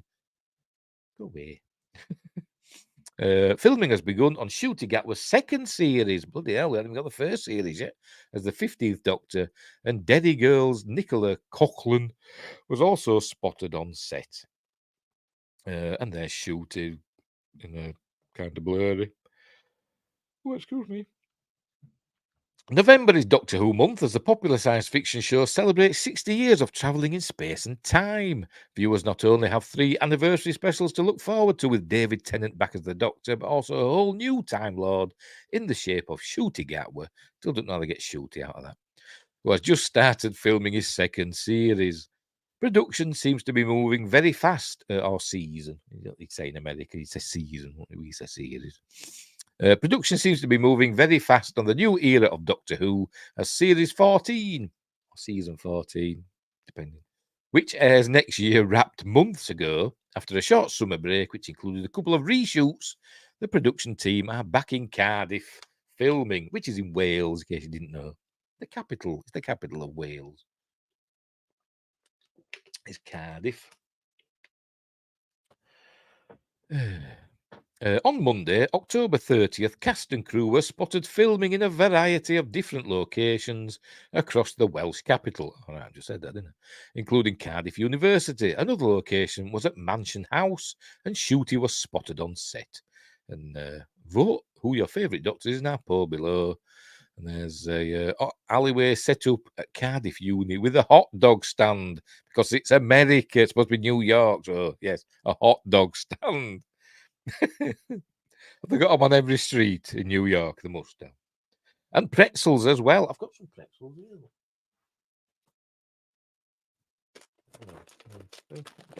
Got some pretzels. Look, can you see them? There we go. What flavour have they? Sour cream and chai flavour, and I can't stop eating. Once they start, they're really hard to put down. Right. While details are a little sketchy on which episode is currently being filmed, it is assumed that it is next year's Christmas special. Why is it assumed that? Filming photos have teased that the episode will be set in New York during wartime as a hot dog stand was snapped by a fan. That was cooking properly, doesn't it? Get that back in the oven. And there's another tweet, X, the current scene, but it's a video. I won't press play because it might take us to another thing. Filming took place throughout most of Monday, and as the sun went down, work continued on the new episode. Extras were seen running into the university building as an elderly man, who was also spotted at Mansion House, looked out from a balcony with a pair of binoculars. There he is up there. Look, you see him up there. Look. And then some more shots there. Shooty with a yellow top on. Shooty's incarnation of the Doctor already has a great number of costumes in his wardrobe, and this episode will see him don yet another new outfit. The actor was spotted wearing a yellow polo shirt, brown trousers, and white trainers, and his stunt double was pictured wearing the same leather coat Shooty has been seen wearing in promotional images. Wonder if they're doing something different than with Shooty, because obviously the Doctor, he generally wears the same stuff all the time, doesn't he? So I wonder if they've decided with him, or maybe it was Shooty's idea, why don't I just change clothes all the time like a regular person? Why not, indeed? As the photos emerged from filming, fans reacted in their dozens on social media platform X, formerly known as Twitter, with one person writing, "Loving the colour palette he never misses in these outfits," in reference to the 15th Doctor's clothing. A second wrote of Shooty's costume, "I must say that every single costume that Shooty wears just never misses. Kinda iconic, really." And the third said, shouting it, "The way I was stood waiting for an hour, and then 10 minutes after I leave, he comes out," irritated that they were unable to catch a glimpse of the actor. And the actor, who I believe is Nicola, is it Coughlin or Coughlin, leaving the, I say Coughlin, leaving the taxi in a red beret. On Tuesday, October 31st, Halloween, two other actors were spotted filming on St Mary Street in Cardiff. Derry girls Nicola Coughlin, I presume she's Irish. I'm presuming talk about Derry, London Derry, which is in Northern Ireland, I'm presuming, emerged from the back of a London taxi, and plebs star Joel Fry was also snapped filming. And there's David Tennant. Doctor Who is set to return on Saturday, 25th of November. Blah, blah, blah, blah. We know all this, right? Is that it? And then there's a poll. For your favourite Doctor, you know what? I couldn't choose. It used to be, Peter Davison used to be my favourite Doctor, but I'm not sure now, to be honest. I think it's probably Tom Baker, to be completely honest. Yeah, Tom Baker. I've voted. Oh, hang on, there's more. Oh, go away. I'm not clicking anything else. So there we go. So the filming season 2 of Shooty's Doctor Who stint right now. So there we go. Right, let's move on. Right, RoboCop next. We're moving on to other things. RoboCop, the game. There we go. RoboCop Rogue City is the kind of flawed masterpiece gaming could use more of. By the way, this is another one from Den of Geek. By the way, I'm not using Screen Rant stories anymore because I keep getting virus alerts every time I go onto Screen Rant. It comes up, probably not a virus. It's probably one of these like false positives or whatever. But it just keeps popping up, boom, boom, boom, telling me there's a virus. They've done something to it, haven't they? So that you're not allowed to use an ad blocker, and they've gone a bit too far by the looks of it. Anyway, so I won't be using Screen Rant unless they change it. Right, RoboCop Rogue City is a loving tribute to both RoboCop and those unrefined yet memorable action games of the mid-2000s. RoboCop Rogue City is a first-person shooter set between the second and third RoboCop movies, developed by Teon, Terminator Resistance. I think my son might have played that, but I could be wrong. It follows our titular hero, wonderfully voiced by the irreplaceable Peter Weller. Your move, creep. As he fights crime in old Detroit and solves a slowly unravelling mystery. Along the way, RoboCop Murphy, as I'm sure he'd prefer to be known, acquires gear, completes. I wonder if he gets his jetpack like in RoboCop 3. Completes side quests in vaguely open environments and earns upgrades via a simple XP system. If you checked out towards the end of that description, well, I can't blame you. The same words could easily describe any number of recent games and more than a few adaptations. Rogue City doesn't necessarily make a great first impression, and I'm not just talking about the game's back-of-box credentials. Its outdated visuals, numerous technical problems, and the generally unrefined nature of the entire experience have already turned off more than a few potential fans. Oh dear. From bugs and half-finished animations to unoptimized UI and sometimes sluggish controls, Rogue City often feels, looks and plays like a game that a AAA studio would be shamed for releasing. Of course, Rogue City isn't a AAA game. I thought this was supposed to be a good review. Teon could never match the resources required to replicate the most polished modern AAA experiences, and they don't seem especially interested in coming as close as they can to doing so. For that matter, they don't seem too concerned with hunting every bug or streamlining the experience as much as possible. Many of the reviews, many reviews of the game are already knocking the title for those shortcomings, and I can understand why. They're often jarring and they're objectively issues from a purely technical perspective. However, some are saying those issues represent the game's lack of ambition, and that is where I have to disagree. Not me, this fellow, whoever wrote it, Matthew Bird. I have to disagree. There we go.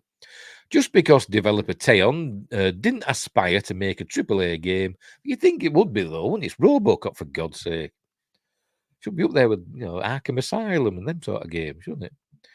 Anyway, whatever. AAA game doesn't mean that they didn't have other ambitions. Namely, they clearly aspired to make not just a great RoboCop game, but a RoboCop game that felt unique and representative of the love they clearly have for this franchise. Look at the game from that perspective, and you can start to appreciate not just the time that went into this game, but where that time went. Rather than release a polished version of a familiar modern gaming experience, they released a crappy one. Teon focused on little things that other games may be content to push to the margins. Enemies' limbs explode with all the fury and splatter of an expertly implemented Verhoeven squib. RoboCop moves like a clunky tank because he was manufactured by a project group from a major corporation looking to stay under budget. Plus, that's how he moved in the films, didn't it? Apart from the new one, the remake. You can use various guns and environmental objects found throughout the game, but if you want to stick with the iconic pistol you start Rogue City with, that's fine. It's not only supposed to be one of the most impressive pieces of weapon technology in this universe, but it's a vital part of the entire RoboCop fantasy in the first place. Besides, it's not like Rogue City doesn't have visual flair just because it's not traditionally beautiful in the modern gaming sense of that word. Many major environments are brimming with details, and numerous elements of the UI, user interface, and the presentation are designed to capture that feeling of playing through the movie. Visually, this entire game is just one big Easter egg that is just waiting to be opened. It certainly doesn't hurt that Robocop's style has also held up surprisingly well over the years, largely because those visuals were derived from greater narrative ideas and clear directorial intent, i.e., it was a great film. Beyond paying proper tribute to its source material, Rogue City makes up for its various technical shortcomings in other ways. Of particular note is the quality of some of the game's side activities and the morality system that they often impact. Neither rival the quality of similar systems seen in the best RPGs, but for a straightforward action game, they're far more creative than you're probably expecting. The same goes for the game's upgrade options. Most upgrades feel more impactful to your experience than the plus 5% damage or whatever upgrades found in so many modern skill trees. By the time you're tanking your way through a hail of bullets in order to grab a gangster and toss them halfway across the room into an unsuspecting underling, you will feel where all those upgrades went. For a game that nails the feeling of playing this character in that world right from the start, I was surprised by the ways many of Rogue City's upgrades and activities ultimately exist to evolve that essential experience. Mind you, this didn't go on too long. Oh, no, it's not that long. Mind you, Rouge City's flaws aren't limited to its technical issues. Most notably, the game's story is a bit of a disappointment. It's fully functional and more entertaining than what you'll find in the majority of the RoboCop movies. RoboCop 1 and 2 were fine. RoboCop 3 were a bit naff, wasn't it? And the series, the TV movies and the series, forget about them. But it doesn't break any new ground, and it often misses out on some of the more subtle elements of the original movie's nearly perfect narrative. There's a fan fiction vibe to the whole thing, which can be a little disheartening when you consider how the original RoboCop story made it so much more than an exceptional 80s action film. Rogue City occasionally delivers a narrative beat that feels in tune with that film's greatest ambitions, but those sporadic moments will make you wish the rest of the story strived for just um, a little more often. Yet Rogue City still has that crucial X factor that is starting to separate the truly great game from the pack. Their creators' ability to shape the experience using their unique voices and talents. You can find that quality in notable modern masterpieces like Elden Ring, Tears of the Kingdom, Red Dead Redemption 2, Baldur's Gate 3, and Alan Wake 2. And of those, I've only played Red Dead Redemption 2 and not got very far in it. Those games often feel like they couldn't have been made by any other studio. At the very least, they leave you with the impression that another studio couldn't have done nearly as good of a job on those titles, even if they had access to the same resources. The same can't be said for a legion of polished yet soulless modern video game products that feel like exactly the kind of thing that OCP would mass produce. Rogue City is nowhere near the AAA experience that those games are, but it was never going to be. If Ubisoft, EA, or Activision had made Rogue City, I'm sure it would have been a perfectly playable, entirely acceptable RoboCop game that regularly dodges meaningful criticism through variations of the "it's for the fans" argument. Well, Teon treated that "it's for the fans" mentality as a challenge rather than a shield. In doing so, they focused on making a game that not only feels like it's entirely theirs, but represents their clear, if occasionally overly enthusiastic, love for this franchise. More often than not, it will likely remind you of your own love for RoboCop in ways that you can't really experience outside of simply rewatching the original movie for the 100th time. I've never minded a little jank in a video game if that jank is acquired in the service of striving for something more ambitious than functional. For instance, I've been playing Assassin's Creed 4 Black Flag, and that's quite janky in places, but I love it. But I do get cross with its occasional jankiness. Technically flawed games like Kingdom Come Deliverance, never heard of it, earned their cult fan bases by focusing on the things that their AAA competitors often abandoned along the way. And in its own ways, that's what Rogue City does. Call it a mid 2000s action game, but Rogue City isn't just another mid 2000s action game. It's Breakdown, Mace Griffin Bounty Hunter. I've heard of it, not played it. And PsyOps the Mindgate Conspiracy. It's that mid 2000s action game that always felt just a little different and that you still fondly remember because too few games ever really even tried to recapture their creative spirit. But did you have fun playing it? You never said. You never said. Plus, I'm guessing it's playing a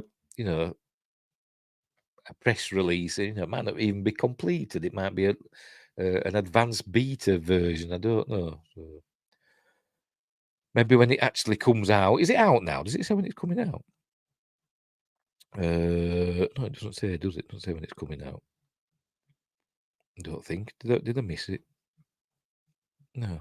When's RoboCop Rogue City coming out? Hang on, let me look it up. RoboCop Rouge City release date. Tomorrow. No. Yes, tomorrow. Yes, tomorrow. 2nd of November. I didn't know what today's date was. Yes, 2nd of November. It's out tomorrow. Presuming is that worldwide or is that just America? I don't know, but it's out tomorrow. So we've got PlayStation 5, Xbox Series X and S, and Microsoft Windows. There you go. And it uses Unreal Engine 5. So that's probably why it's not out for PlayStation 4 then. Or the Switch. Hey. Wingrace says, you stopped at the store for Starter Resurgence and none of the stores near me ordered any. Typical. That's I got mine off Amazon. It arrived today. I'm going to show you, show off. Bear with me.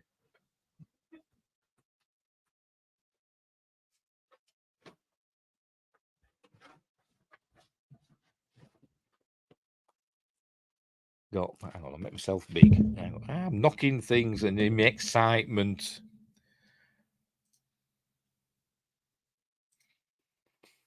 There we go. Got my Star Trek Resurgence for PS5. That's going away for Christmas. That's going away for Christmas. A Christmas present to myself, along with Assassin's Creed Mirage. I make myself little again. So there. I look forward to playing that at Christmas. I might even stream it. We'll see. Right, let's move on.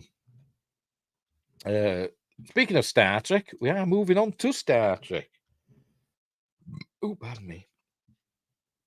We're moving on to Star Trek. Here we go. Join the USS Cerritos with Star Trek Lower Decks Funko Pop figures. Oh, sorry, does it have bonus content? I don't know. I don't think so. I don't think so.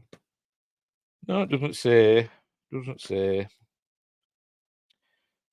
I can't read the writing. It's too bloody small. But there's nothing highlighted saying bonus content. So I'll say no. I got it off Amazon. So maybe different places have bonus content. I don't know. But anyway. Lower Decks Funko Pop figures add Boimler, Mariner, Tendy Rutherford, and the lovably terrifying Badgie to your Star Trek collection. Right. The wackiest characters in Starfleet are coming to Funko. I think I've got 2 Funko Pops. I think 2. I've got a Rogue One. I might have 3 actually. I think I've got a Jyn Erso and a Cassian Andor. I think I have. And I've got a Jailer from Star Trek Beyond. I think that's my 3.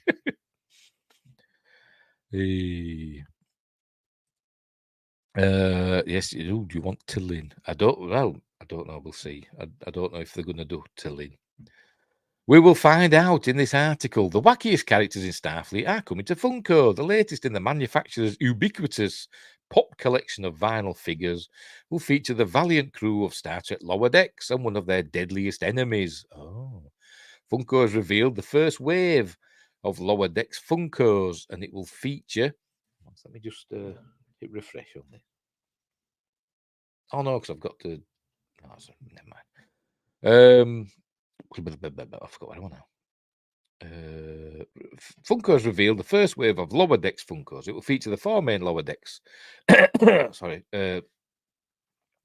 4 main Lower Deckers of the USS Cerritos, Brad Boimler, Beckett Mariner, Devana Tendy, and Sam Rutherford in Funko's inimitable square-headed style. Rounding out the wave is Badgie, the artificially intelligent anthropomorphic Starfleet badge with a taste for patricide. This is the latest in a small but growing collection of Lower Decks merchandise. This year has also seen the arrival of a new collection of shirts from the show's animation studio, Titmouse, and a series of vinyl figures from Mondo. So who are the Lower Deckers?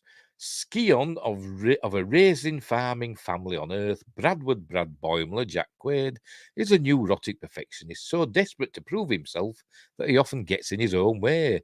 Beckett Mariner, Tawny Newsom, who doesn't get a link for some reason, is the daughter of the Cerritos' captain and has a long history of being demoted and reassigned due to her compulsive insubordination.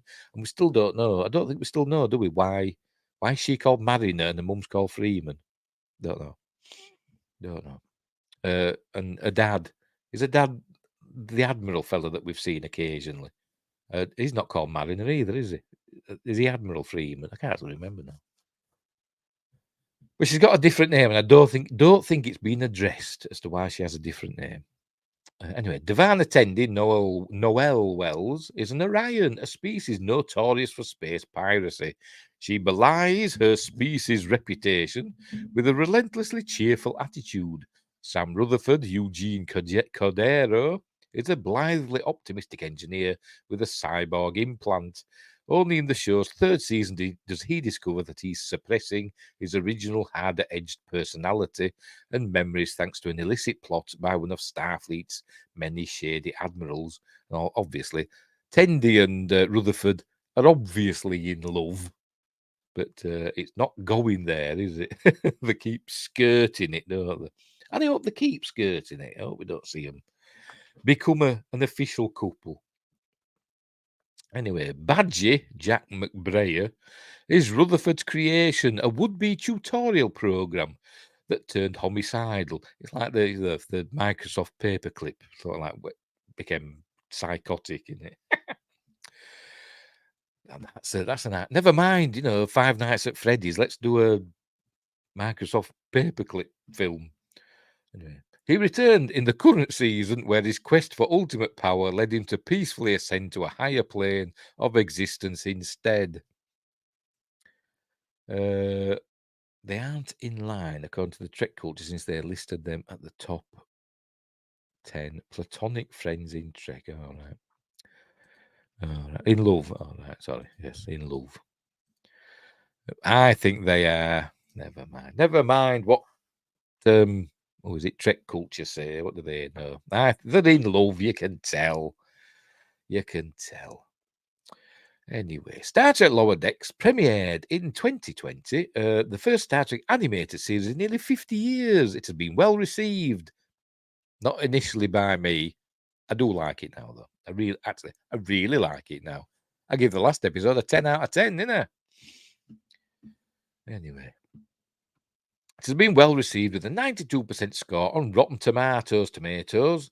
Created by Rick and Morty veteran Mike McMahon, the series takes a comedic but affectionate look at the rank and file of Starfleet, those who have to do the hard work while the Kirks and Picards are having exciting adventures. They do that second contact, don't they? The current season, the show's fourth, excuse me, a scene change come to the show. A new Vulcan character, Tillin Wingrace, has joined the ensemble, while the main cast have all been deservedly promoted to lieutenants or lieutenants, depending on you.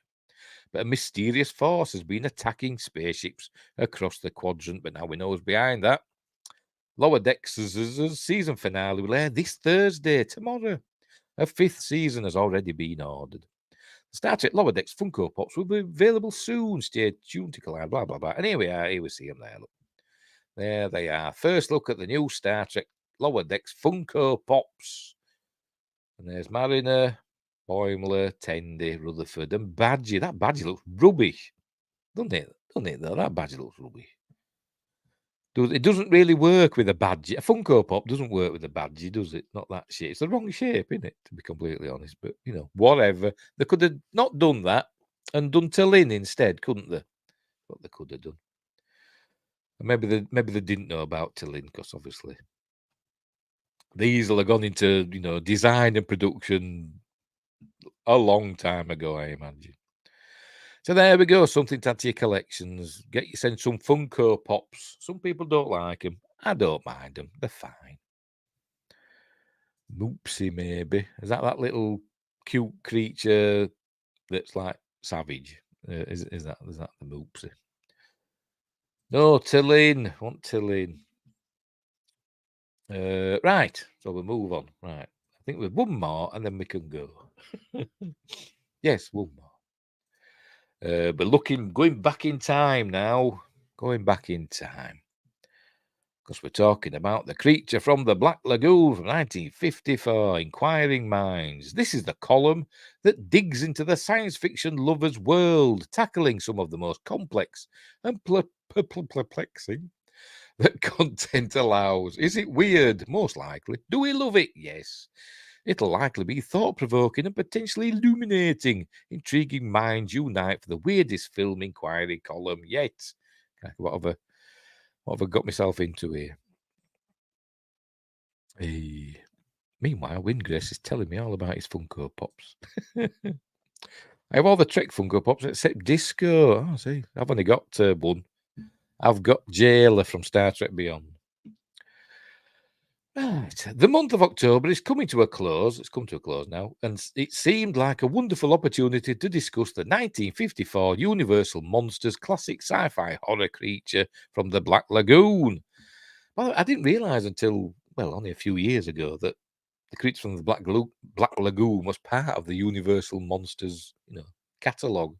I never associated it with them because it's more of a sci-fi film, isn't it? Sort of monster film from the 50s, up there with, It Came From Outer Space and stuff like that. I never associated it with the Universal monsters, which were like Dracula and Frankenstein and Wolfman and that, weren't them? The Mummy. They're the Universal monsters. But anyway, whatever. Right, a scientific expedition in the Amazon brings a group of scientists face to face with an unexpected creature from the watery depths. Jack Arnold's Creature from the Black Lagoon has since become a timeless classic in the horror sci-fi genre, inspiring many other works. The movie begins with a captivating narration describing Earth as a place where living things appear and evolve in infinite variety. Bit of idic. Infinite diversity and infinite combinations. This poetic resonance remains present throughout the film despite its horror-tinted direction. And there's the creature, the Gill Man. The story unfolds as the group of scientists discover a fossil that suggests a connection between land and sea animals. Dr. Carl Meyer, Antonio Moreno recruits his former student, Dr. David Reed, Richard Carlson. Obviously, he's in every film. He's in every genre film in the 50s, Richard Carlson. An ichthyologist to join the investigation. When they return back at the camp, they stumble upon a gruesome scene. Although it's the 50s, so it'll be that gruesome. The expedition includes David's girlfriend,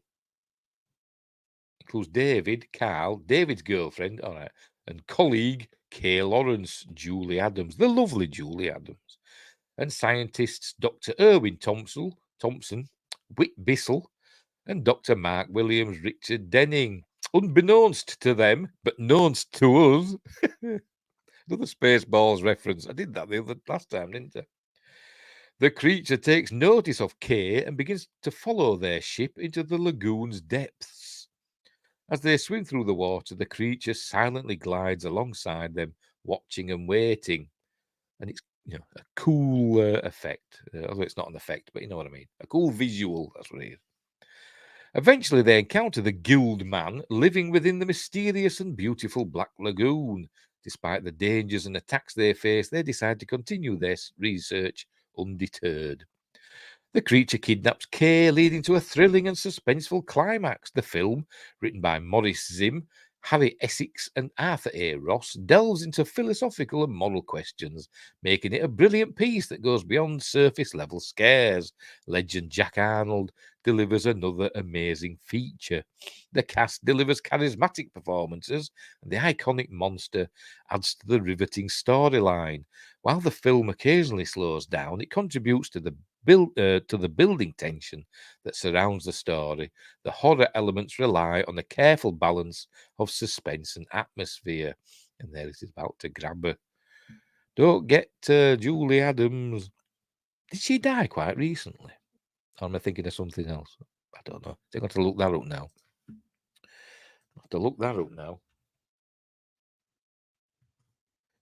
Julie Adams, American actress. She passed 2019. She passed away. So 4 years ago. Nearly 5 years ago, February 2019. But that's probably what I'm thinking of. Recently is 5 years ago for me. Oh dear.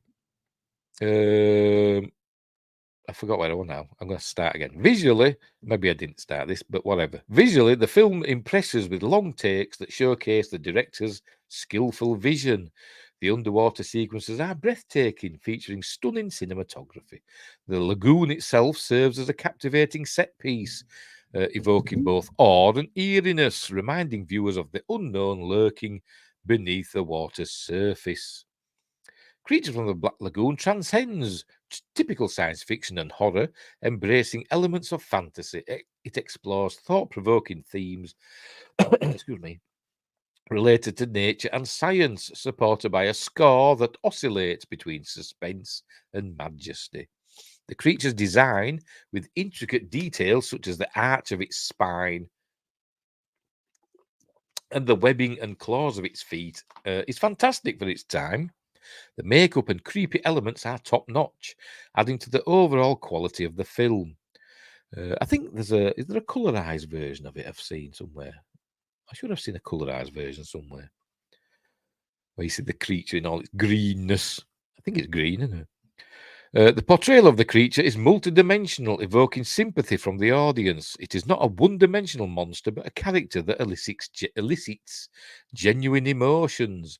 One of the standout aspects of Creature from the Black Lagoon is its exploration of the human fascination with the unknown. The film delves into the depths of human curiosity and the consequences of pushing the boundaries of scientific exploration. Something's gone wrong there. Hang on, let's load that back up. Right. I just noticed some of my pages have been losing their connections for some reason. But we're still going. We're still going. We're still going. Yeah. Right. So I forgot what I want now. Here we go. Human curiosity, scientific exploration. As the scientists venture deeper into the lagoon, they are faced with the realization that their pursuit of knowledge comes with a price. Creature from the Black Lagoon can also be seen as a cautionary tale about the consequences of human interference in the natural world. The creature, a product of evolution, whatever's your poison, and adaptation, becomes a victim of human intrusion, like all monster films. The film prompts the viewers to reflect on the ethical implications of scientific exploration and the responsibility we have towards the creatures and environments we encounter. Conclusion. Creature from the Black Lagoon is a thought-provoking film that goes beyond its horror and sci-fi trappings. It engages its audience with the exploration of deep-seated human desires, the pursuit of knowledge, and the delicate balance between man and nature. With its timeless themes and captivating visuals, it continues to captivate audiences and inspire filmmakers to this day. Creature from the Black Lagoon creates a moody ambience around a simple core idea, executed excellently. A bit of alliteration there. It is a visually stunning and well-designed film that both entertains and thrills, leaving a lasting impression. There we go. And they also had, at least 2 sequels, I think, didn't it? There's a Revenge of the Creature and something like The Creature Walks Among Us, or something like that, wasn't it? Had a couple of sequels of lesser quality, I should imagine. I should say. But there we go. That's it. All done and dusted. But it's a good film, by the way. Creature from the Black Lagoon. Great film. It's probably on streaming somewhere, but I don't know where. Right. We're done. We'll leave it there. Pressing the wrong button. Hang on. There we go. We'll leave it there. So, thanks, Wingrace, and thanks, Josh Temple, for popping in and helping out on the and in the chat. It's greatly appreciated. It is really. I'm glad for the support. Oh, greatly appreciate it. So, but I'm gonna leave it there for now. What's happening next? Friday, we're doing Friday appointment with Fear. We're doing She Creature. I've got it on DVD, but I can't find it. But never mind. But we're doing She Creature. It's a good mermaid film. It's actually a TV movie, but you wouldn't know it. So we're doing that one. And then next Monday, have I decided what? Yes, I have. Next Monday for Magnificent Mondays, we're doing a Sinbad film, The Seventh Voyage of Sinbad, which is one of my favourites. I like them all, but not in particular because it was the first Ray Harryhausen film in colour, first feature film in colour. He had done colour before, but in short films, this is his first feature film in colour. Right, so, but that's by the by, that's Monday. Right, so we'll leave it there. So, wherever you are, look after each other. And until next time, hang on, I'll see thee.